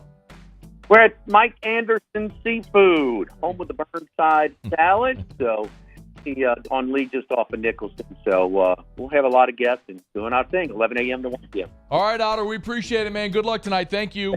Thank you, Matt. All right, be well. That is Jimmy Ott. Joins us every day for little Otter Locks. Otter is on the Raiders, laying the 2 tonight. By the way, the DraftKings Sportsbook does have a 50% boost on Monday Night Football. So if you've ever been thinking about downloading the app, good time to do it. You can get all the specifics there, all the terms and everything. Make sure you use the promo code Baton Rouge. All right, that's going to do it for us here. If you missed anything, AFR On Demand presented by Breck Golf. Of course, you can search for the AFR, LSU, or Saints YouTube channels, or on your favorite podcast app, just search After Further Review. Again, just go to any podcast app, search After Further Review, and you can get our full show hour by hour there. All right, I'm going to get out of here. We appreciate Peter Burns for joining us last hour. Busy Tuesday show tomorrow as the Saints are going to be back at it, getting ready for a road trip to Houston. Matty Hudak will be here with a little film review recapping the win in New England. So Sean Salisbury returns as well on Tuesday. So we'll look forward to a busy show then. Views, Paulie, appreciate you fellas. Y'all have a great night. Enjoy Monday Night Football. Enjoy baseball as well if you're into it. We'll see you tomorrow at 3. AFR. As we get on down the road, remind you about South Point Volkswagen at southpointvw.com. New and certified pre-owned in Baton Rouge and online at southpointvw.com. That's southpointvw.com. Remember, if you're in the market for a new vehicle or might be, make sure you put Volkswagen on your list. And if you're thinking about buying a Volkswagen, the best place to go is Louisiana's largest volume Volkswagen dealer. The Volkswagen dealer that moves more inventory than anyone, that has a better selection than anyone, that'll give you more money for your trade than anyone. It's South Point Volkswagen. And for all of our listeners, Lafayette, Lake Charles, Southwest Volkswagen. Same great ownership group, just there for you in Southwest Louisiana in Lafayette. Check out our friends over at South Point Volkswagen. Airline just north of Highland in Baton Rouge and always online at southpointvw.com. Search the inventory online, work out your financing online, and go test drive one and buy today. It's at South Point Volkswagen. southpointvw.com. South Point Volkswagen, what's your direction? Bayou Ford has the new inventory to get you in a new Ford truck or SUV today, or customize your next vehicle just the way you want it. All new Bayou Ford vehicles come with a 1 million mile powertrain warranty. The crew at Bayou Ford is going to do right by you. I've been doing business with Luba for 25 years. They're dependable, trustworthy. It's just the attention to detail with our clients. Our folks have years and years of experience. They're highly trained professionals, but many companies have that asset. What I'd like to think makes Luba a bit different is that we use those talents in a way that truly is dedicated to serving the needs of the folks who depend on us.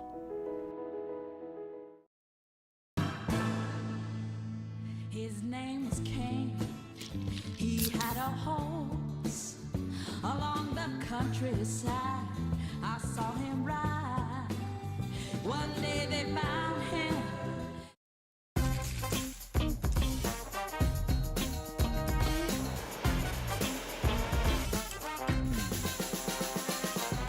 The best kept secret in town is out. Discover Tallulah at the Renaissance Hotel on Bluebonnet. The Windsor Senior Living Community in Mandeville, Louisiana is a beautiful, vibrant apartment community geared toward seniors. They are nestled right in the heart of Mandeville, where seniors live a more carefree lifestyle in spacious apartments with the peace of mind that comes from having a little extra help. Call the Windsor at 985-624-8040 to schedule a lunch and tour. Come see how the Windsor can be your passport to peace of mind.